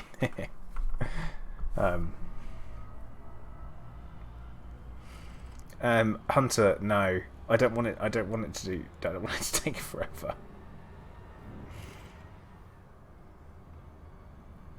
Oh yeah, it's a good point, Alison. Yeah. Oh yeah, Lee.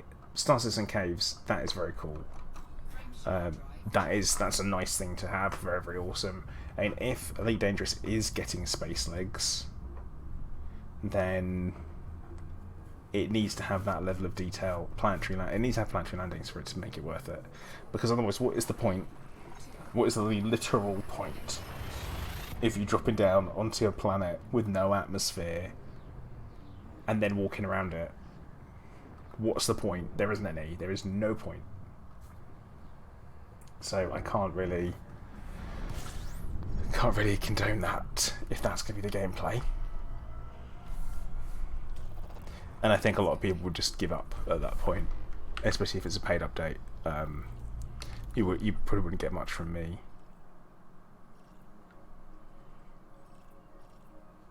Because I'd just be like, nah.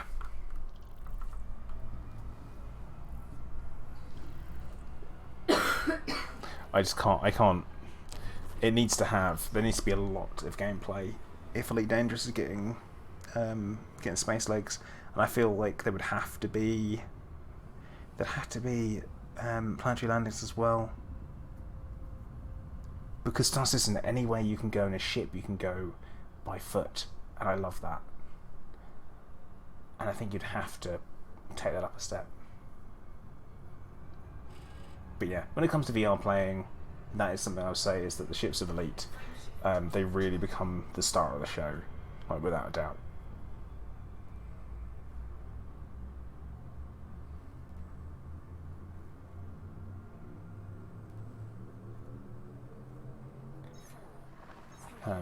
Like the Type 9, Type 10, any of the Lakon ships do have a fantastic view on them.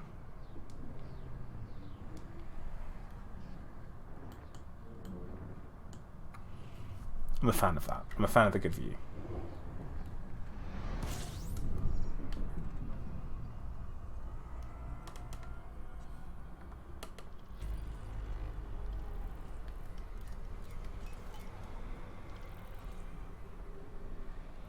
Now, question is, at what point did my pips get reset?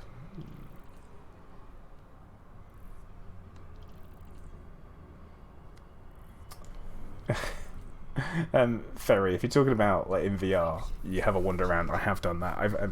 It's pretty cool when you in your SRV you sit there, and I went to one of the sites that have been attacked by Thargoids. You know, where it's got the green mist and stuff, and all of that, all those kinds of things. It was run in, give it out. And it's kind of, you sit there and you get out your ship and you're like, whoa, this is so cool, and you're looking up and a Thargoid comes along and you're just like, man, this is intense. And then yeah, it's like, oh, there we go. And then it was over. But it's still very atmospheric, although it doesn't feel like it's built for it. So Edinburgh Retro PC, I actually played Fallout 76 during the beta, and I didn't see why I would play it over going back and replaying Fallout 4 with mods. That was a problem with it, and I was like, it's that with no really janky subscription model. And unfortunately, I do not agree with Bethesda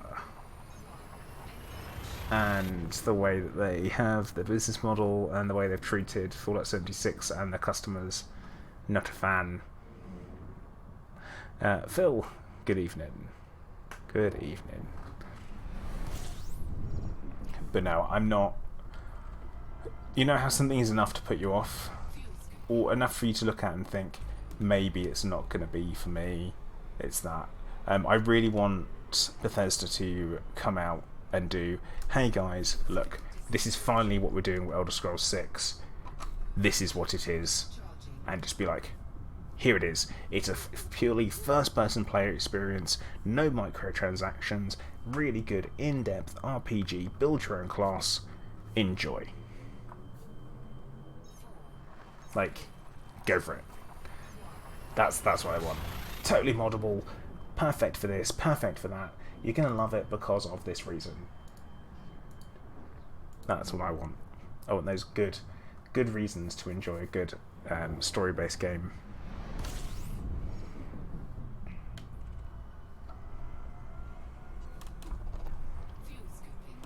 something that really draws you in, that you can sink hundreds of hours into one save for.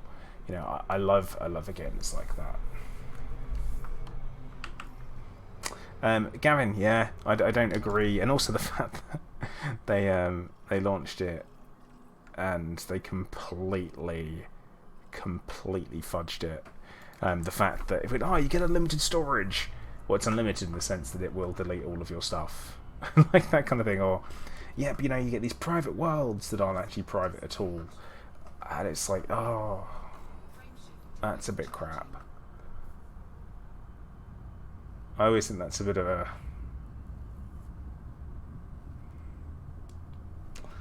shame. Yeah, Bethesda on that live service train. No. I'm more of a. There are certain like other YouTube channels that I watch for general gaming news. So I watch Game Ranks. They're very, very good. Pretty unbiased with their opinions, and some of the stuff they say is it's very much like how I would feel about it. So that's cool. So I watch them. I also watch Internet Today. They're for my generic, crappy tabloid news, basically. And yeah, Game Ranks. Some of the reviews they come out with are very kind of spot on. Someone really named their character Peter_Quill_GOTG. Oh. But yeah, hopefully something happened. Eric, please join me in petitioning Frontier to rename personal fleet carriers and instead name them the Plater class fleet carrier. Eric, it's very kind of you, but I definitely don't think I deserve anything like that. Especially if they're gonna be buggy as hell when they get launched, which they could be.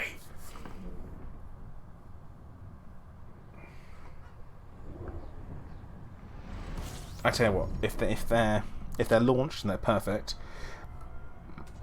then yeah. If they launch and they're not perfect, then oof. Yeah, Tant, was a station not enough? I mean, is it? Of course it is.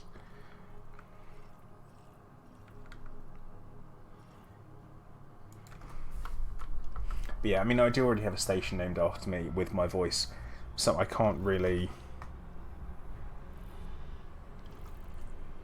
ask for more than that, can I? Because that's pretty cool. Being a gamer, that is one of the most awesome things someone can have.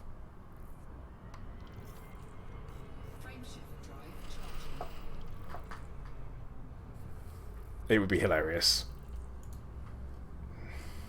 Because I Ploid class signature detected. But no, it would be too much.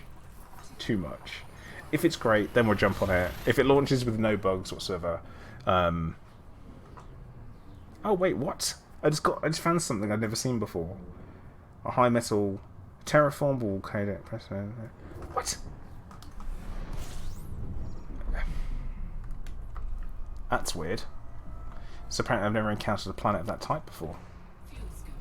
Hilarious. Yeah, Vortex is right.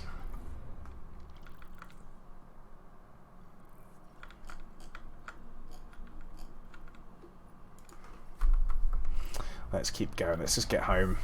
I think we're not far off now. Yeah, 3 jumps. Didn't think we were far.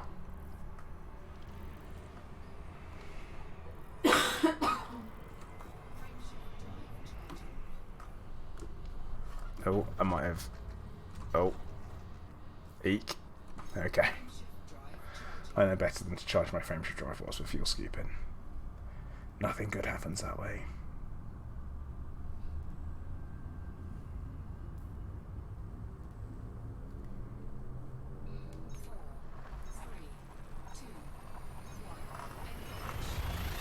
One thing, actually, talking about the codex. I'm disappointed with the way the codex turned out.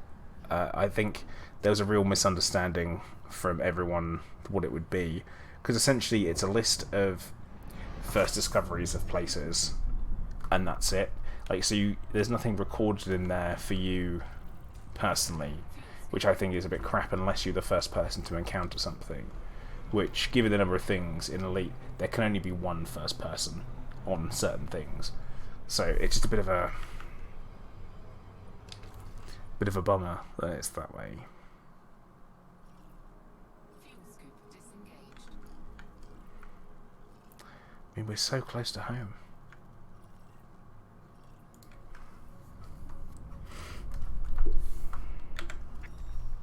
Right, now, because we have an Earth-like...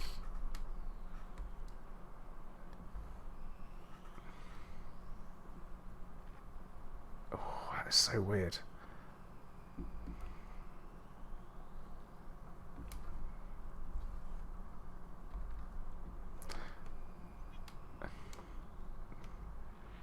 Oh, snap.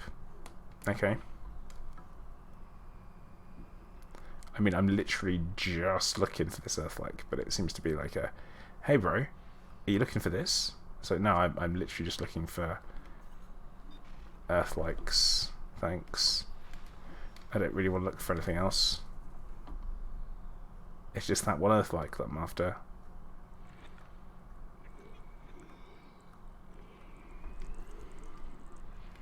Whilst we're here.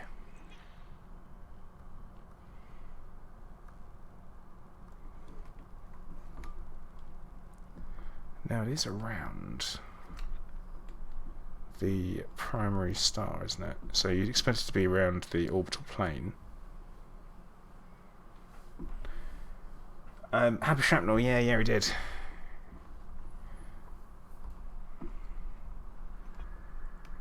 There it is. A ringed Earth-like. How delightful. Right, now we can carry on. Hey, Mars Minder. I'm doing fine, thank you. I'm holding up well.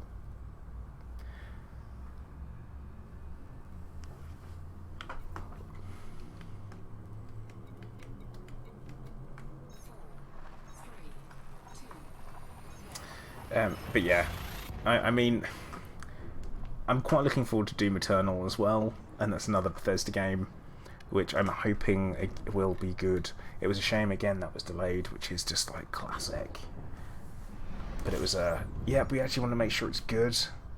Well, at least that's the answer. That's the reason for it. System scan complete. Fuel scooping. But I'll definitely be giving that a go, that's for sure. No, Doom Eternal, chickers. No, not Doom Eternal, where I know what you're doing. Like the entire map is set inside someone's mum. That doesn't make any sense at all. Frameshift drive charging. No, Hunter, I didn't. I just gave it a cheeky scan. That's all. A cheeky little scan, and then we'll move on. 3, 2,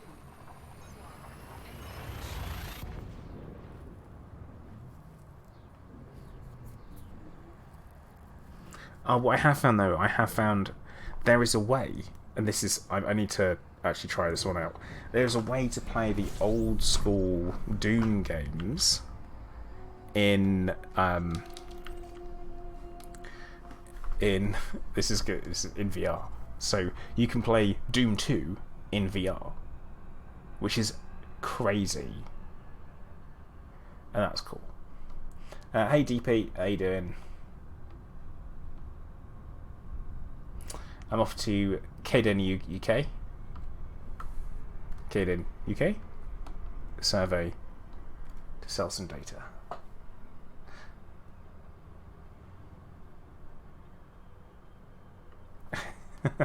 Vortex, I think I'm going to do a video dedicated to the Tyranny Warp, because I don't know if there's anywhere else you can do it. The only other place I think you might be able to do it would be Titan's Daughter.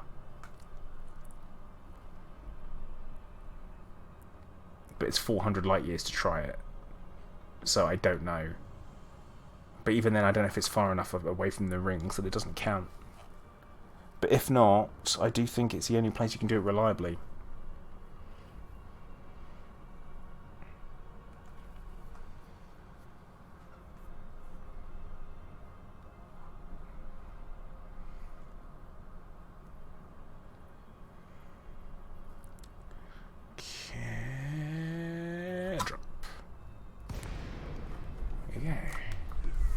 go. Lee, what?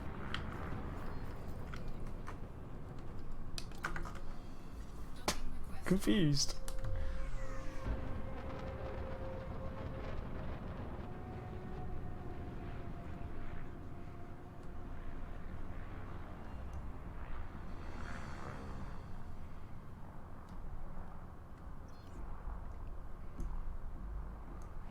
Kind of making a bit of an assumption where we can dock.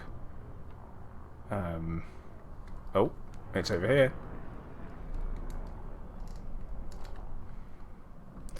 Oh. Titan's daughter, right. Could be.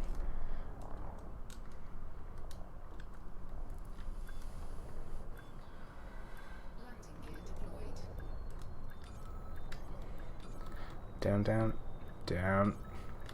No, down, down. There we go. Hooray! So, let's get the data sold.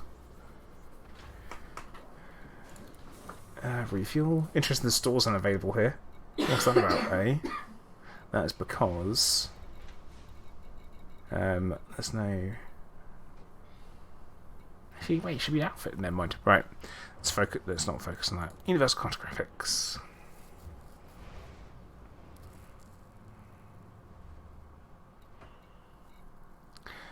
Okay. Alright, it's fine.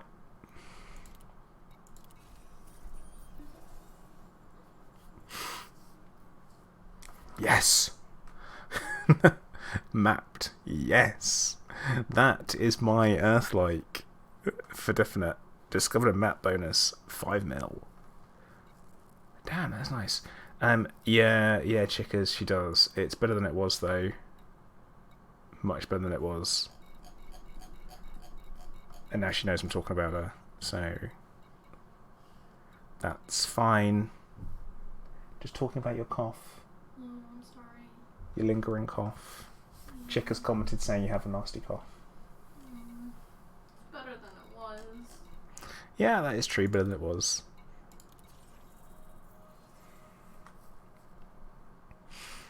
Right, sell off data. Oh, you're saying Mrs. Chickers has got tonsillitis? Ugh, horrid. That is not nice. No, I had the same cold that Mrs. Plater had, and I was like, I managed to, like, well, pretty much kick it really, really quickly, which is lovely.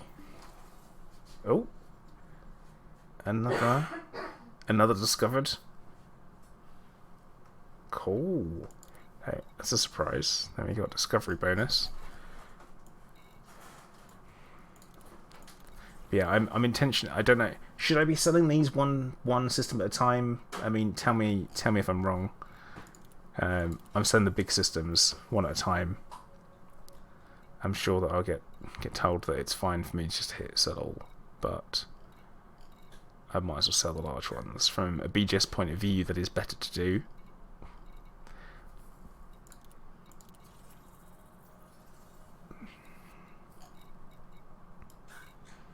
But yeah, I mean, it's not been a bad little jaunt in there. You dump it. Oh, all right then. Consider it dumped.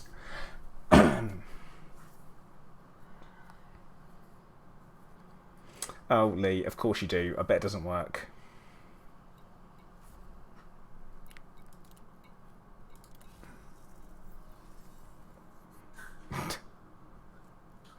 See, Chickers, you say that, but I didn't. Like, I mean, I got cancer, so who am I to say about people having anything worse than others? Well, I don't know.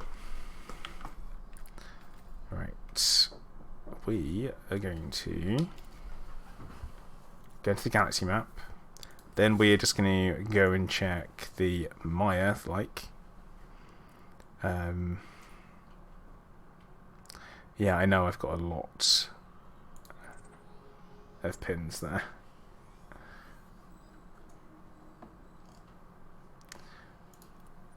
And we go in. Hooray! Done. Yeah, Philip, you would, but apparently it's different. It's changed. Man flu is officially the worst illness ever. Again, Chickers, you're talking to a man with cancer. I don't know what to tell you other than you're wrong.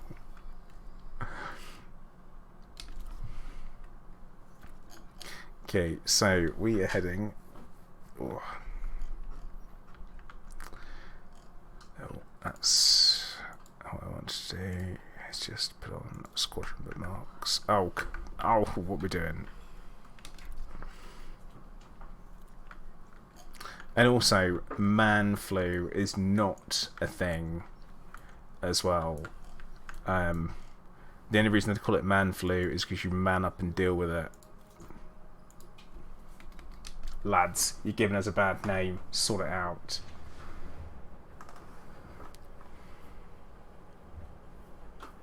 Consider yourself told.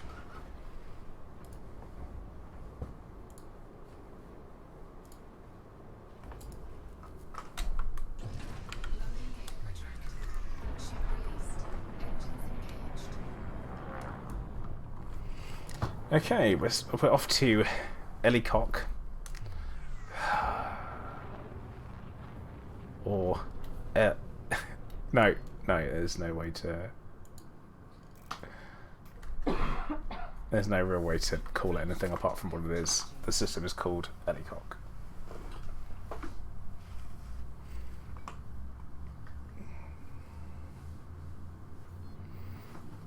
Right, but I haven't had proper flu, like flu, not just a cold, but actual flu, for years. Of course, I have now just tempted fate, and I need to find out if I can go for my flu jab soon as well. Oops. Alright, well, I've never been here before, so this is fun. Okay, well, I guess we'll...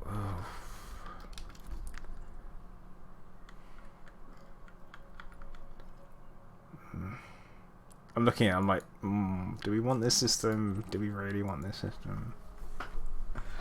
But no, it does have a Coriolis in, so that's always worth having. We like the big stations. Big stations are worth more BGS-wise, definitely to a player group. If we have a quick look at the system map, we don't really... There is only... It's over here. So yeah, that's all there is asset-wise. So, really anything to take is going to be Fern Gateway. But we have to make our way through other factions first.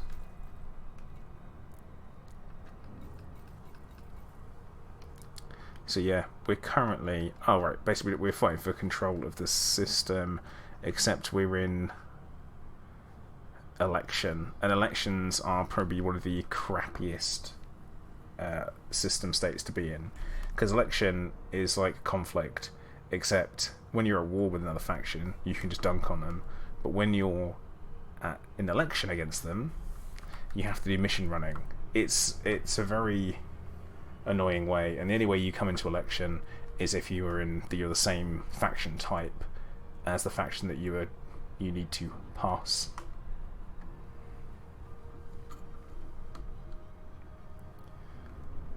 Which gotta do what you gotta do if you want the results that you want. Simple as that. Lee, I don't know. I think it's a random effect. I think it's a random thing. There's no real guide on it, apart from it is a new BGS state. Only thing is about being a new BGS state is that no one really knows how it works. And according to the storylines on Galnet, which, as we know, Galnet isn't fluff anymore. It is just actual, real, reflective storyline of what's going on in the galaxy, and the storyline of Elite Dangerous now. That's what it is. That's Galnet. It reflects that. They said it's been cured and got rid of. So, has it?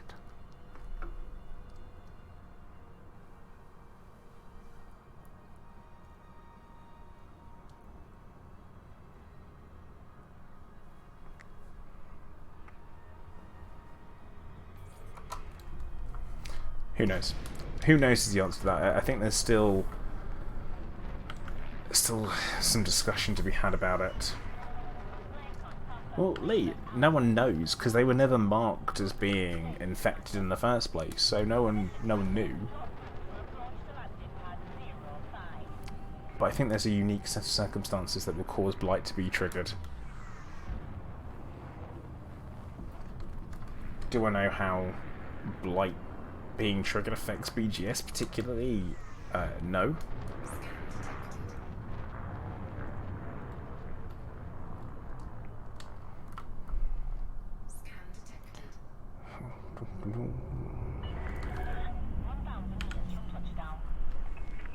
Oh, dearie me. Come on.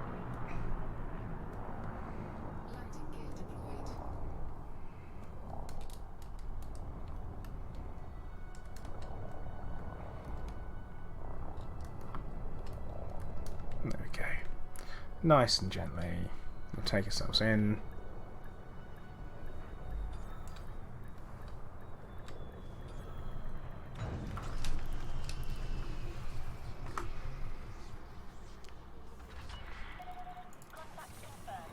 Okay, let's have a look at the mission board.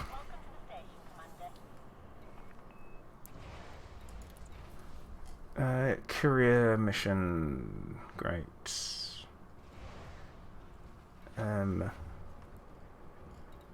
Man, that is bad. They are not good. Like, we have many not good missions. Like, I mean, Royal Castaneda, he needs to sort himself out. He really needs to sort himself out. So, technically, fruit and vegetables should be very easy to come by. I'm almost surprised that we don't know food cartridges, of course. Let's have a look. Because if we can find fruit and vegetables somewhere near, so sequoians,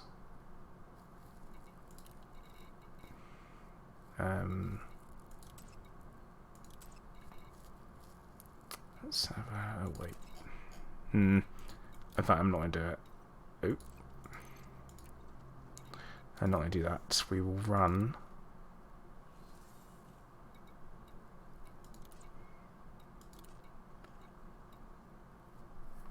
Courier poll data.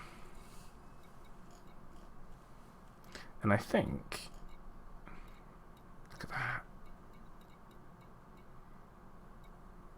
that. That could be, I mean, a group of people could make light work of that.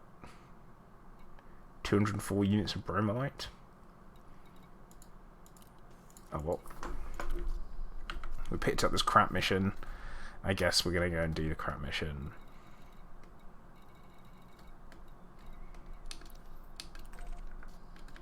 And off we go. And I've got to talk about old Royal Castaneda and the way that he gives out. Oh my god, it's 21,000 light seconds. Of course it is. Of course it is.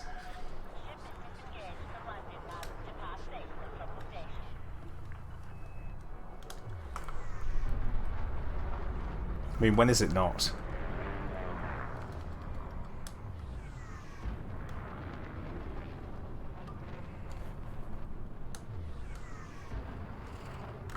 But right, something that we're going to have a look at, right, because we spoke about it, was Galnet.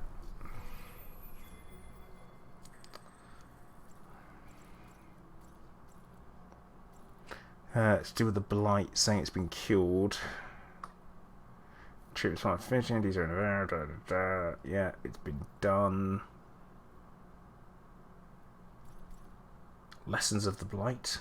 Laid waste all this stuff and all this place. What is the lesson?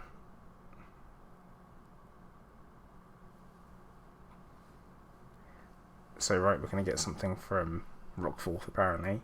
So I guess the Rockforth Corporation is going to carry on.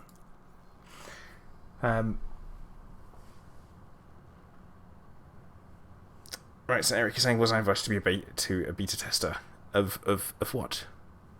A beta tester of what? Elite? I haven't been playing that long.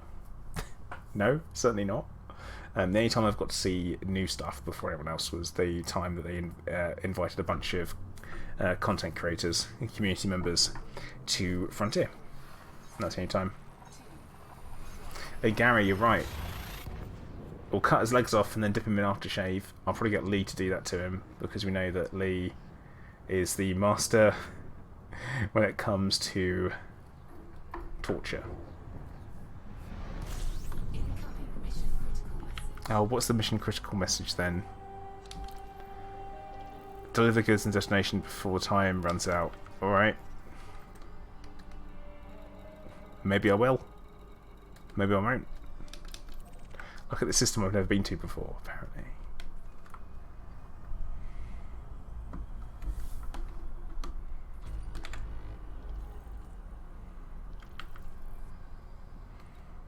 Wait, is this one of our systems? Yeah, oh yeah, it is. This is awkward.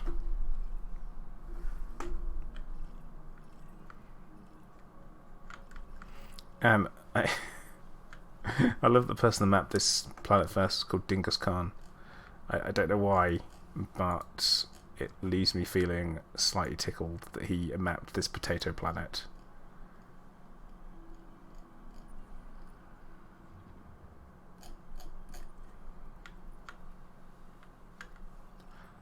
That's a very fast rotating planet. I'm going to assume there is a potential risk of me being interdicted, but I should be able to handle anything. Not combat-wise. Combat-wise, I'm totally screwed. This ship does not have any weapons on.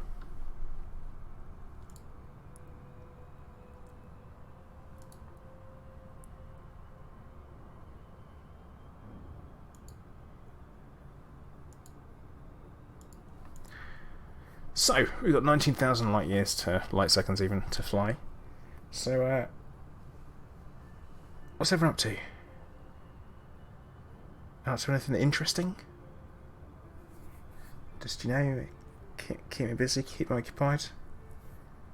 The cat's found a new place to sleep. I had a bit of a tidy up today.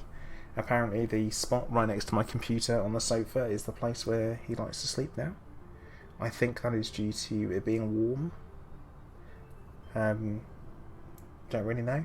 He's a cat. Who knows what they do? But yeah. How are you guys doing? You alright? Yeah. I miss mission stacking so much. I can't begin to explain how much I miss that. Lee, you're running BGS missions. Good lad.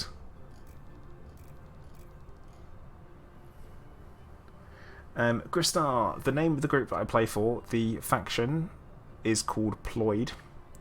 Ploid.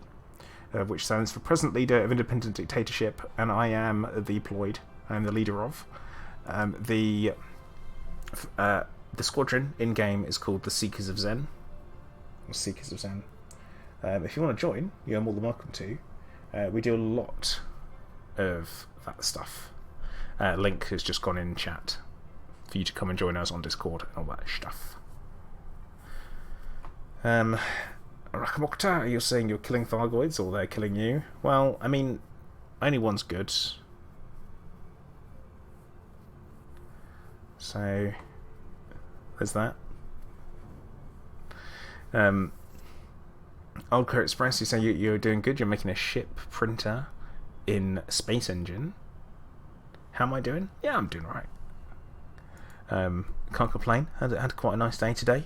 One of my workmates from my employers, because I am still technically employed, even though I don't work due to health, came over and we played some VR games. I showed him the joy of Blatant Sorcery, and we found this really disturbing mod.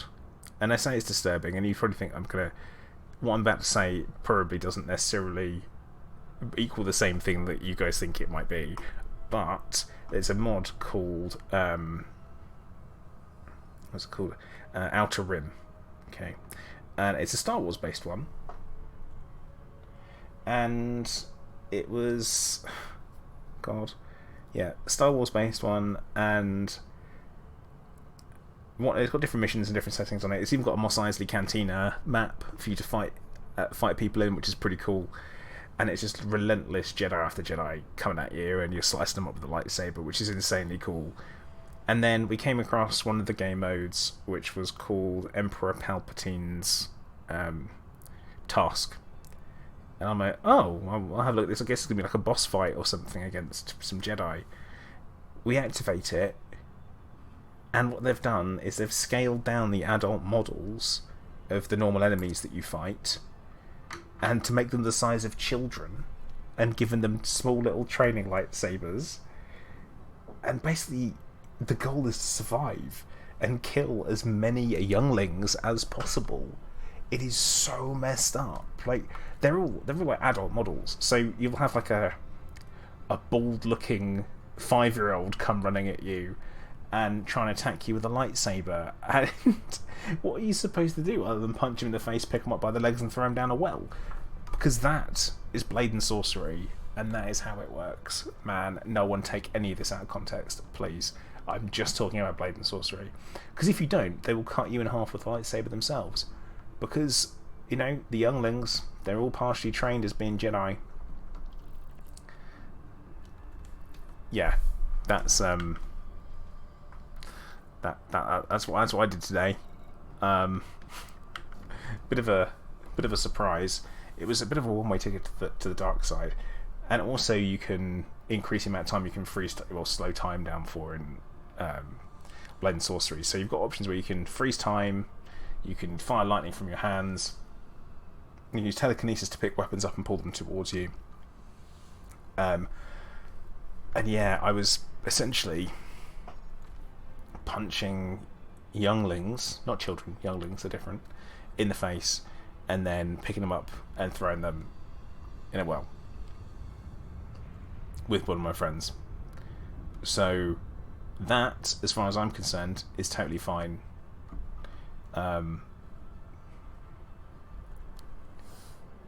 Yeah, I kind of wish I hadn't answered that question now. But yeah, and then we went out for a bite to eat. Went out and went to a Turkish place for something to eat, which is lovely.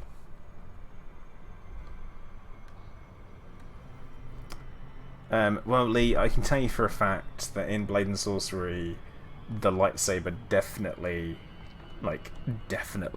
cuts people. Oh yeah, like bits come off. Really good though, very very good, well thought out mod. Surprising they put that in there and they could get away with it. I don't know how long it'll stay active for. But if you have VR, I can highly recommend Blatant Sorcery. If you want to feel like a badass swordsman or gladiator, then it's probably the one for you.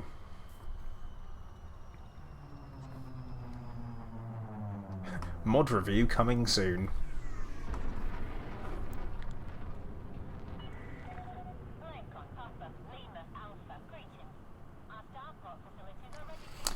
Yeah, Lee, you can jump and stab people through the chest and stuff as well, and I mean it's just a game. It's fine. It's no more violent than any other game out there.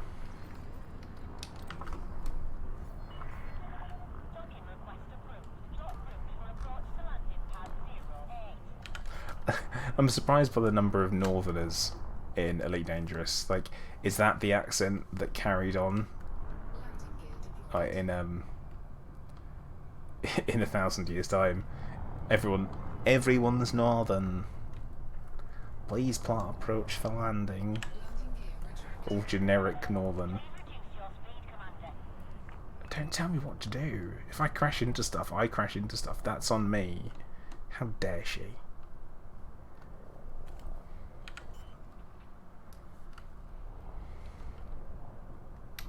Tell me what to do. We own this place. But yeah, Blatant Sorcery, you can play it realistically or you can play it full on. No shizzers given. And just go ham. I prefer the second option.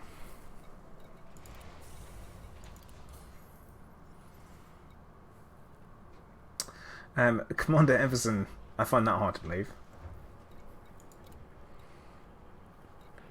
I guess we will take the data. Let's see if we've got anything that's going back in the other direction. No, we don't. Incoming mystical Christian Hedge. Commander secondary contract overview. Oh, a linked mission.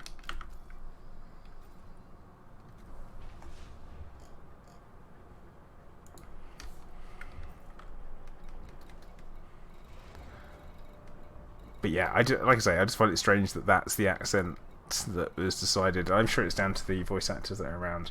And I do have to remember that if you go to Plato's Tyranny in Hilla, then you have me in there with no accent.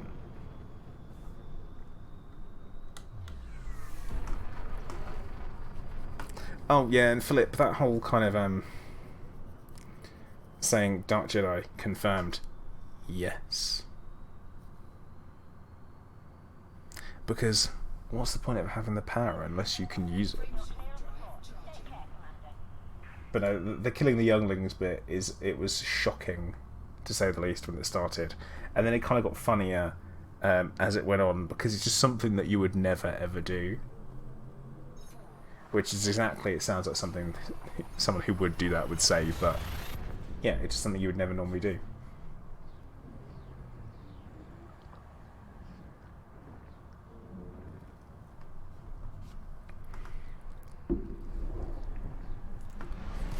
Oh, Anaria, seeing as you're still watching,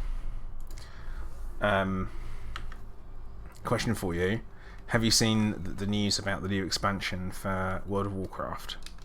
And how they're doing a level squish?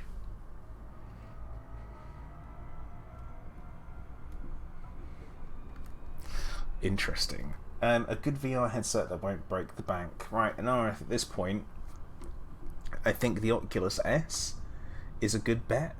I think that's the one to go for, like one that's good. They're all kind of around about the 400-ish mark. I think. And it's interesting you're asking that now after I was talking about slicing up children with lightsabers in VR. What's wrong with you? Hey Nix, how you doing, mate? Welcome to the stream.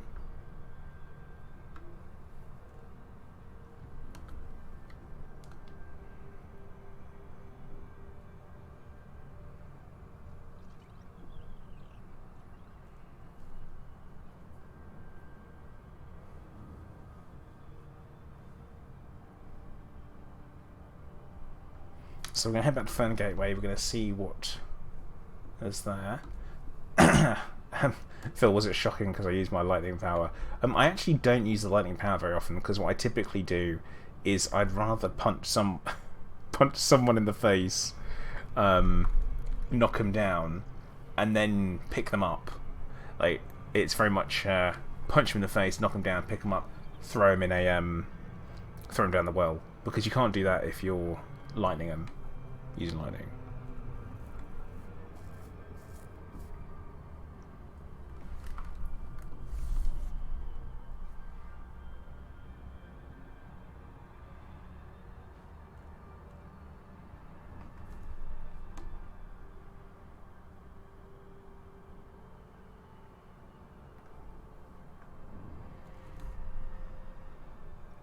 So £400 isn't too bad, yeah? And you get the full thing.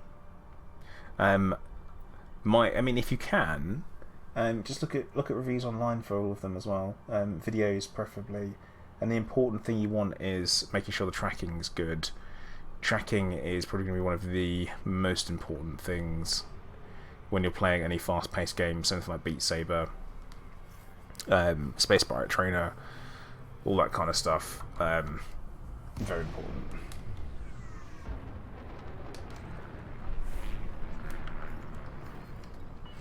But I can recommend the Vive. I have no issues with mine. I can't see how it would be better, honestly. Apart from having, I guess, higher resolution screen.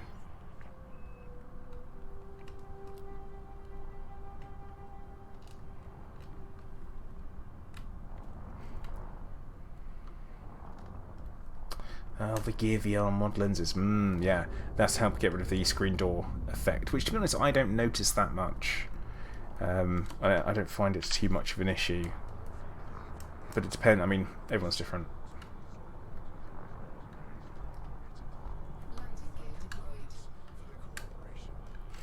But yeah, Anarith, seriously, some of the best games you can get in VR are super cheap. For example, Pavlov. Like £7. Brilliant.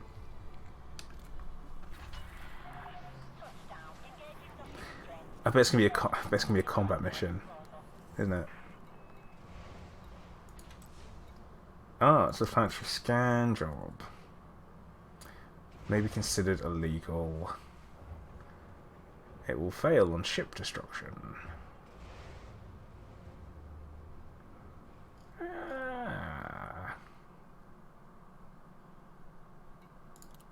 Let's do it. This should be fun. Let's check our outfitting just to make sure.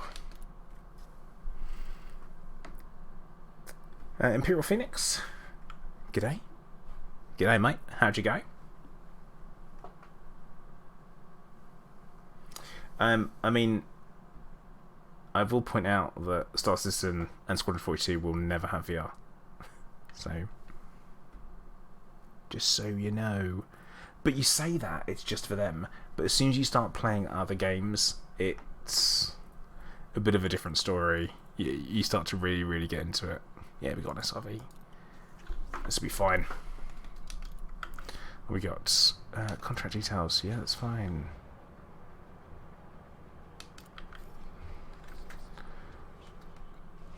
Alright, let's have a look, see where we're off to. Annapelle. Go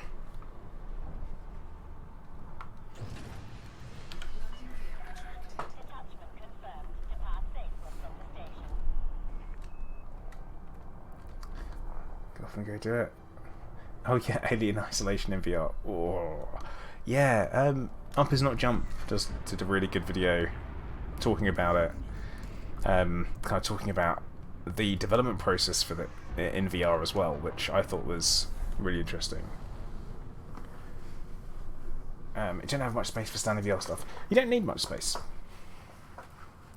Galactic, welcome back. Hopefully you enjoyed your time playing Mario. I hope.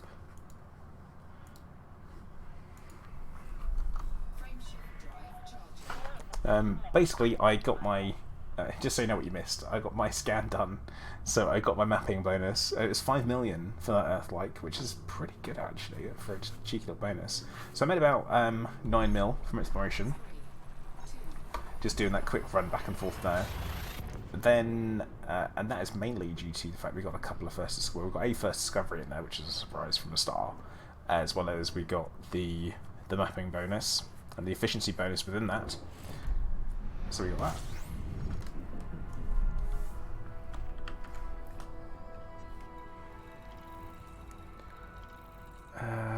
Oh, okay.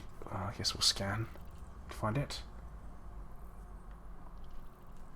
You know, I have tried to play Alien Isolation a couple of times, and I just cannot get into it. I've tried, and I have tried, and I struggle so much. Fuel scooping complete.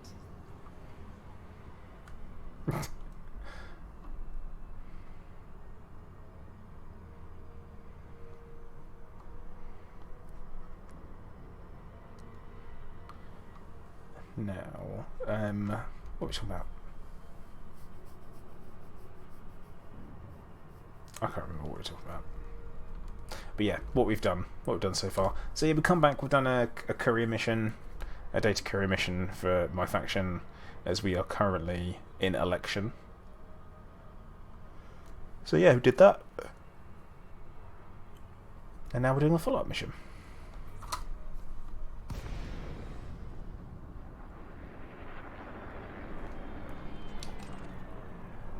Yeah, Vortex. I'm not loving that idea.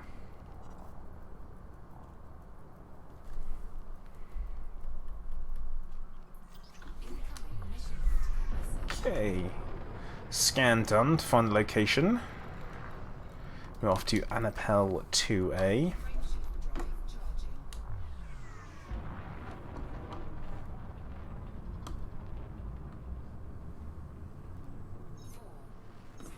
Hey Weejet, how you doing? But yeah, I really struggled to play Alien Isolation just normally on desktop. For some reason, I just didn't get on with it very well. I picked it up when it was on sale ages ago, and just genuinely struggled with it. But the Up Is Not Jump video did make me kind of want to dive in. But yeah, that sci-fi horror, that type of thing is very... It's a bit more like it, I would say.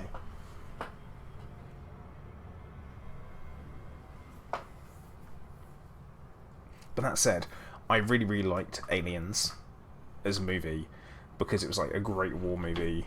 Just fantastic soldiers in space kicking ass, you know, full on Space Marines being Space Marines.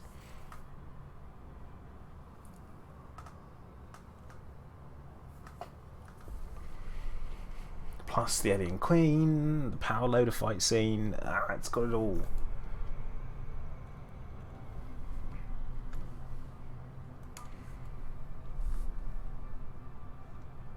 But that said, obviously Alien's good. Alien 3 is fine. Alien Resurrection, not great. Then we go to Prometheus, and then we've got Alien Covenant, and those are not good.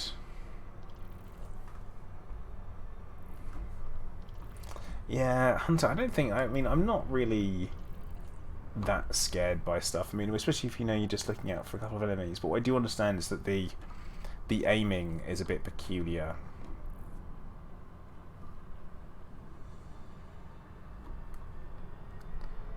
That's what I heard. Because apparently it's where you look. But yeah. Weejet, yeah, that's what we're talking about.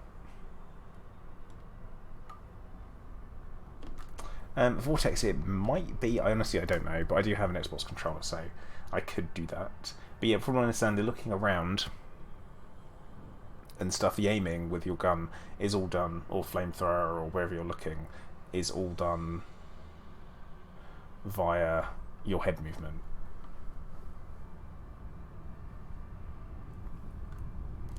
Oh, search zone. Oh my goodness, I have not done one of these for ages. Yeah, Delta V, it's a good one. I mean, these days, most of the additions to the film come with the director's cut. And there are a couple of essential scenes in it that really, like the beginning of it, how it starts and stuff, I feel like it's a bit of a... it needs it.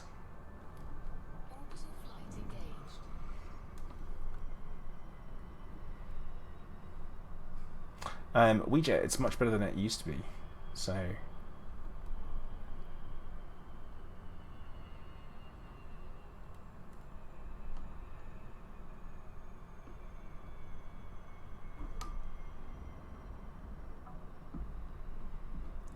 Oh, that's a visual bug, if ever there was one.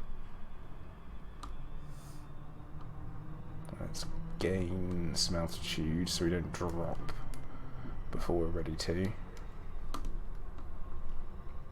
Planetary flying is not my favourite thing to do, ever. There's going to be low G here as well, which... ugh. Low G planets again. I prefer high G if I can, because that way the SRV really sticks to the ground.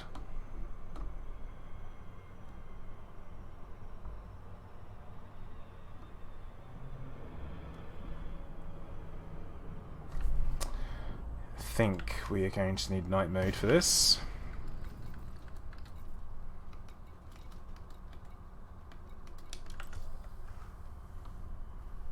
The thing is that, so we come in and we've got a search zone. You see it move. Like, there's 100% nothing there. And like, there's definitely nothing there. Right, we can't see anything.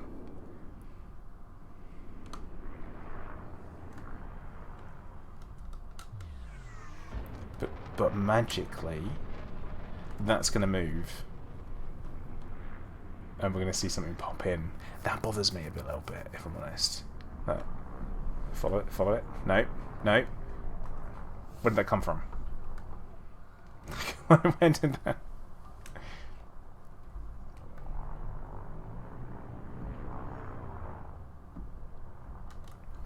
Okay, this should be a simple dodge in, scan, get out again job. Which, as we know, are not too much of an issue. We just need to get ourselves docked to the right place.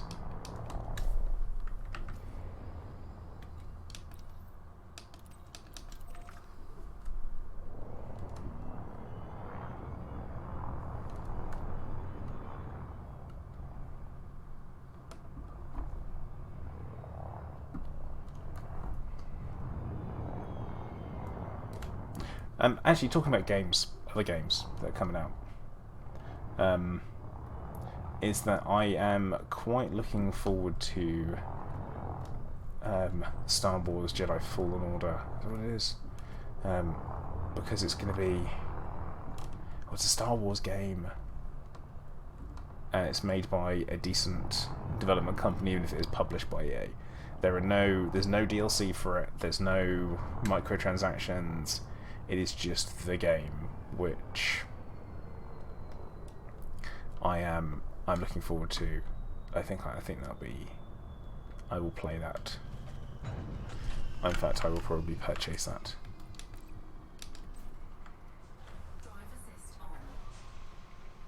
Why are my shields off? Why are my shields off, SRV? Okay, well this is going to be interesting if my shields are off, apparently. Okay, well... That was weird. And my shields would be off.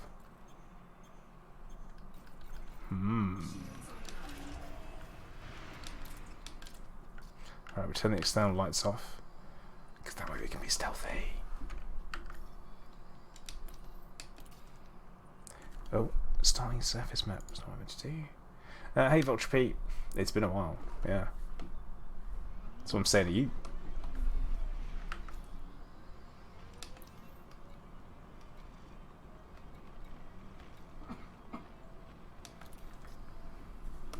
Oh, I think it's this way, is it?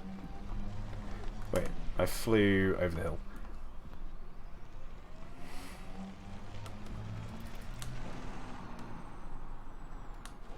Yeah, a good Star Wars game is always welcome. I'm hoping it'll be a good one. Because, I loved the Jedi Knight series. Even all the way back to the original Jedi Knight. And then obviously... Oh, God. All over the place. And then Force Unleashed 2, always lovely. Not to mention Knights of the Old Republic. Ooh. Games on point.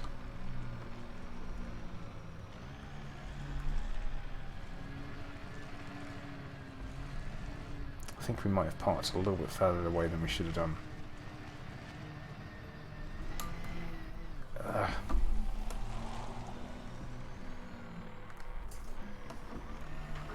This comes down to the, hey, how do you drive? Well, I use a HOTUS, because that's what I got. I just need to get over this hill, I think. Alright. Yeah, Knights of the Republic 2 I modded a lot, because I had it on Xbox.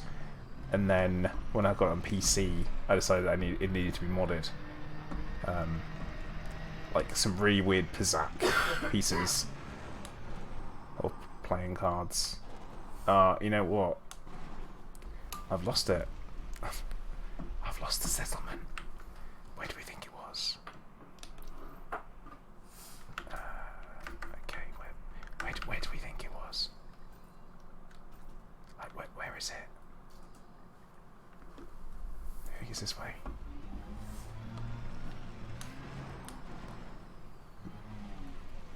Right, I think I've made a mistake. Spaceman, hey, how you doing? Oh yeah, that's space. Drive assist should be off. That's how I normally drive. I feel like it's this way. I just can't really remember. But yeah, I used to play a lot of Jedi Knight 2, Jedi Academy online when I was at university, because what I should have done was coursework and studied harder, but honestly I should have known at that point that I'd be far more interested in computer games. Oh yeah, you know what, I've parked too far away from the settlement and now I don't know where it is. Oh, what a mistake in the maker. Wait, that's facing that way, which means, because I definitely flew over it. See, it should be tall top to bottom, you say, right? I'm reasonably sure it's this direction. But then again, right, we're going to head over to our ship.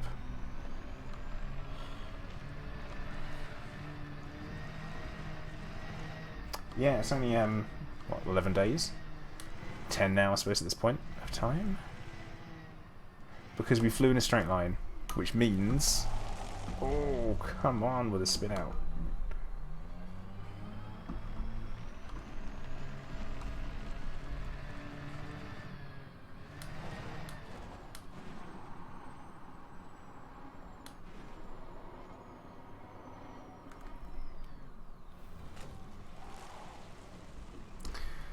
Yeah, I don't know if that needed to happen quite like that. But yeah, it should be... Oh my god, right. Low gravity planets, I do not like them.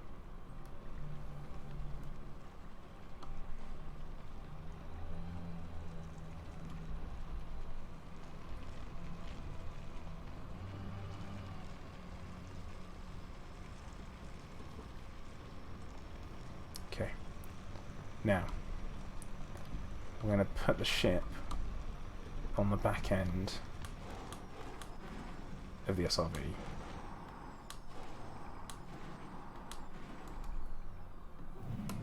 So, ship.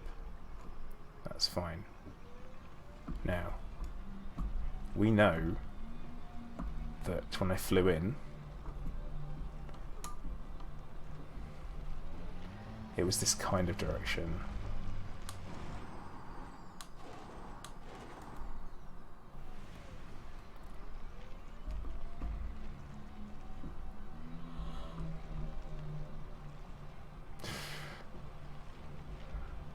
Yeah, Spaceman, it's just, unfortunately not, it's not quite that good in that way.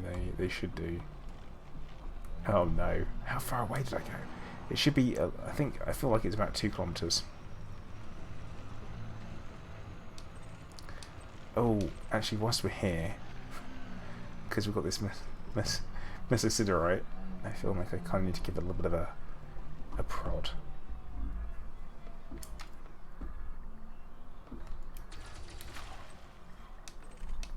Carbon, chromium, germanium. Oh, grab that.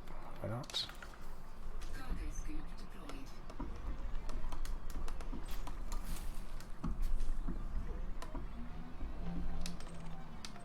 Sulfur, carbon. I think we're going to be full up on everything else. Phosphorus. Yes, we're full. We're full on everything.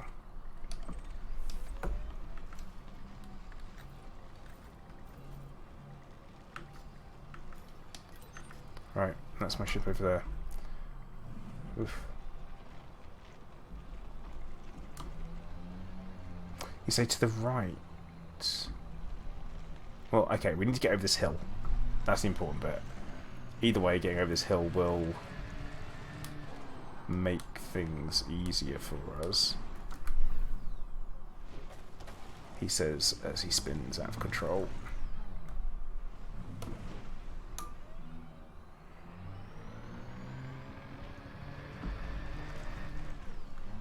This is some raw incompetence from myself. Derek, hey, welcome aboard. What I'm trying to do is I'm locating a planetary base, so I'm supposed to be doing a scan. Vulture, man, it is so fine for another game to pull you away from Elite. I have no issues with anyone saying that, because I get it.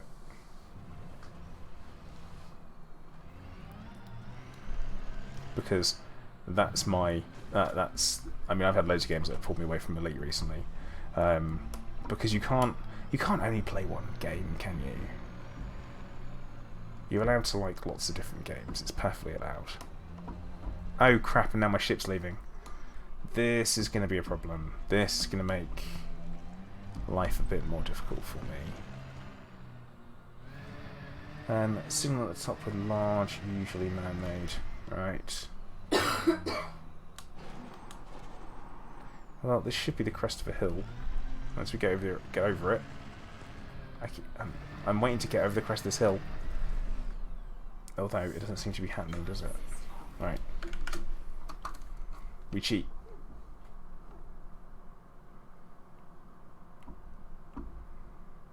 Okay, right. It's over there. So it is on my left.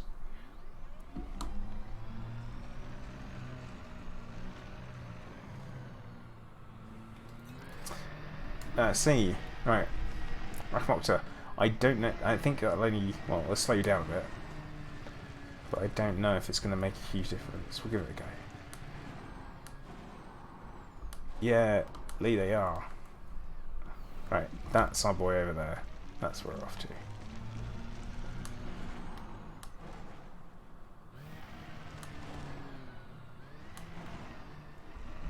I think we. Oh, come on. We're going to recall the ship now, anyway.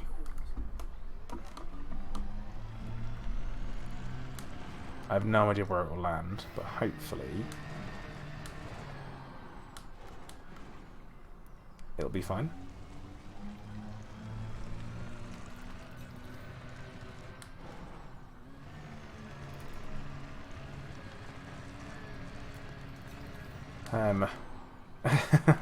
Vulture, yeah, I mean that would be awesome. I mean, I would love to have a remake of something like X-Wing or X-Wing versus TIE Fighter. Oh, crap! Who put that there? I would love to have that.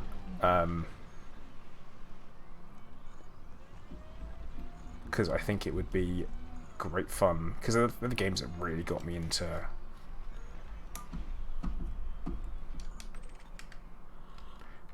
Good news is we can scan this without having to get trespass.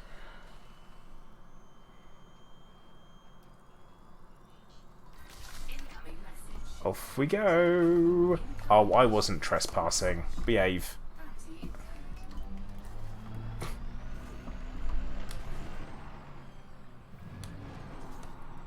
Alright, well, off we go.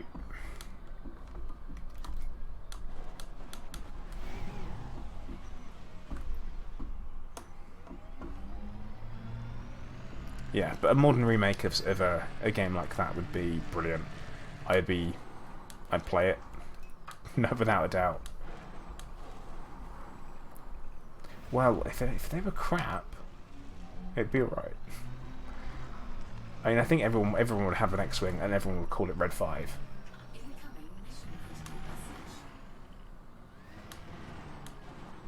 I tell you, if that's Royal Castaneda telling me something I don't want to hear.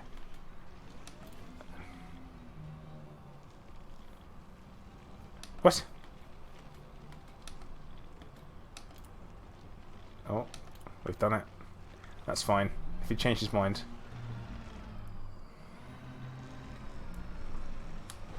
But yeah, let's say that everyone would be in an X-Wing and everyone would call it Red 5. But that said, I far enjoyed TIE Fighter over X-Wing. Definitely. WC Mars, I'm just completing a planetary scan job, which didn't go very according to plan, if I'm honest. I feel like it did. And I feel like, oh, this is some of the worst driving I think I've ever done. Abort the ship and get out of here. Vulture, yeah, Star Destroyers would be good. Well, I mean, I did break the law a little bit. So, you've got to give me that.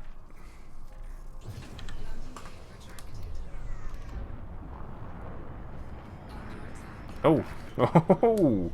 Who's this? What's attacking us? Nothing, apparently. Let's get into VR. Defense turret.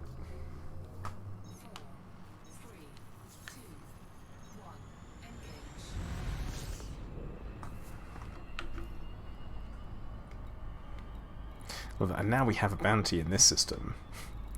Let's go to another where nobody cares.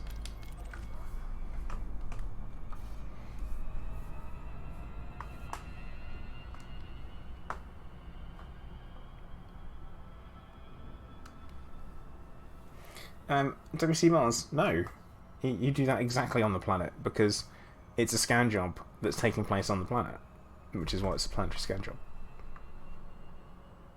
No, that's not a planetary scan job. that's conducting a detailed surface scan. That is something different.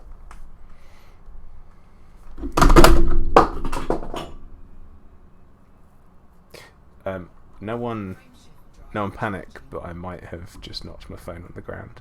So it's fine. It's okay, Clive. Don't worry about it, mate. My phone is okay. We have a phone case. It's all right, buddy.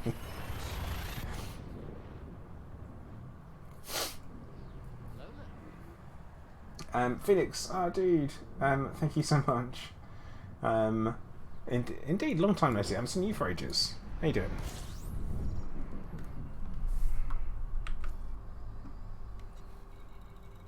Thought Clive jumped on the desk. Oh, I should have gone with that. That is so much cooler than me knocking my own phone over. My cat being a cat, much better. But yeah, I feel like as soon as summer finished, it became a really good time for games again. WC Mars Clive is my cat. He's normally makes some really good regular appearances on stream. Renovated the house and work. Oh, rough. That's never fun. Well, I suppose you get the rewards of it, which are good.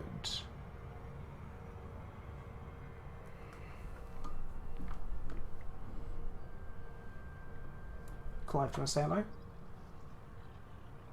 No, I shouldn't encourage him to meow at me. He's been way too noisy recently.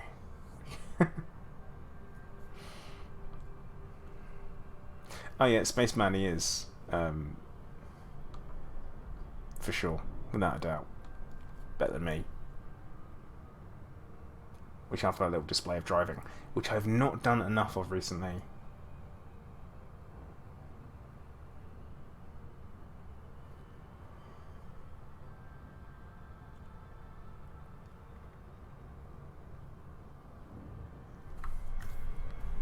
Oh, and that is a loop of shame potentially coming up.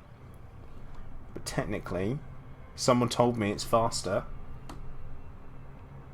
to do a gravity-assisted slowdown. Actually, not really. Not unless I'm looking for stuff. Not unless there's something I'm particularly after at the time.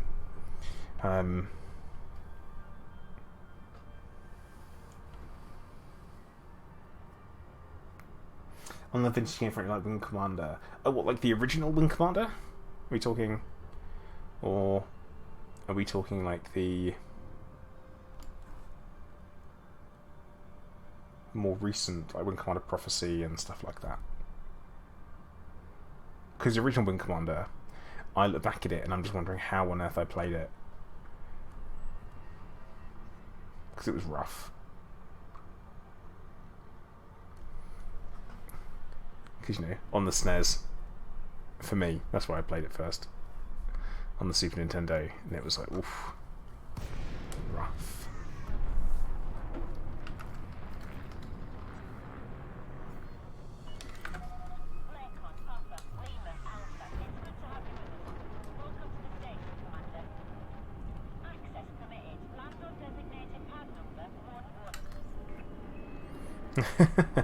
Clive sponsored my Dark Wheel application. Well, maybe. I don't remember filling the paperwork in though.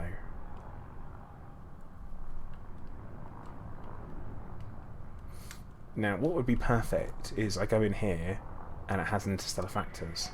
That would be amazing.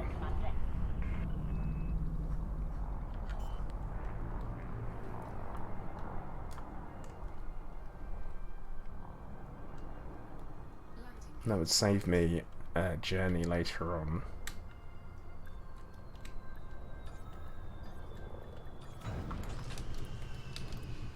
Oh,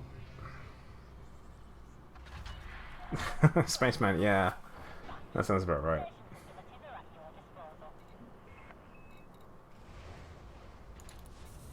I mean, oh, yeah. I don't know, I feel like it's a very different time, but I really liked Star Fox or Star Wing, depending on where you're from in the world. They were good. Well, I guess it doesn't... I guess Influence is the best one for that. We'll choose Influence. But there you go. We've got election support by liberating diplomat, literally stealing everything. Me and Castaneda, we've got to have words. We really have to have words. But right, I am going to call time for the stream there, guys, because I've been streaming for 3 hours now, which is a little bit longer than I was expecting to. So I am going to thank everyone who has been watching. So if you haven't done already, make sure that you do follow on Twitch. You also subscribe on YouTube as well. Don't forget to hit the like button on the way out.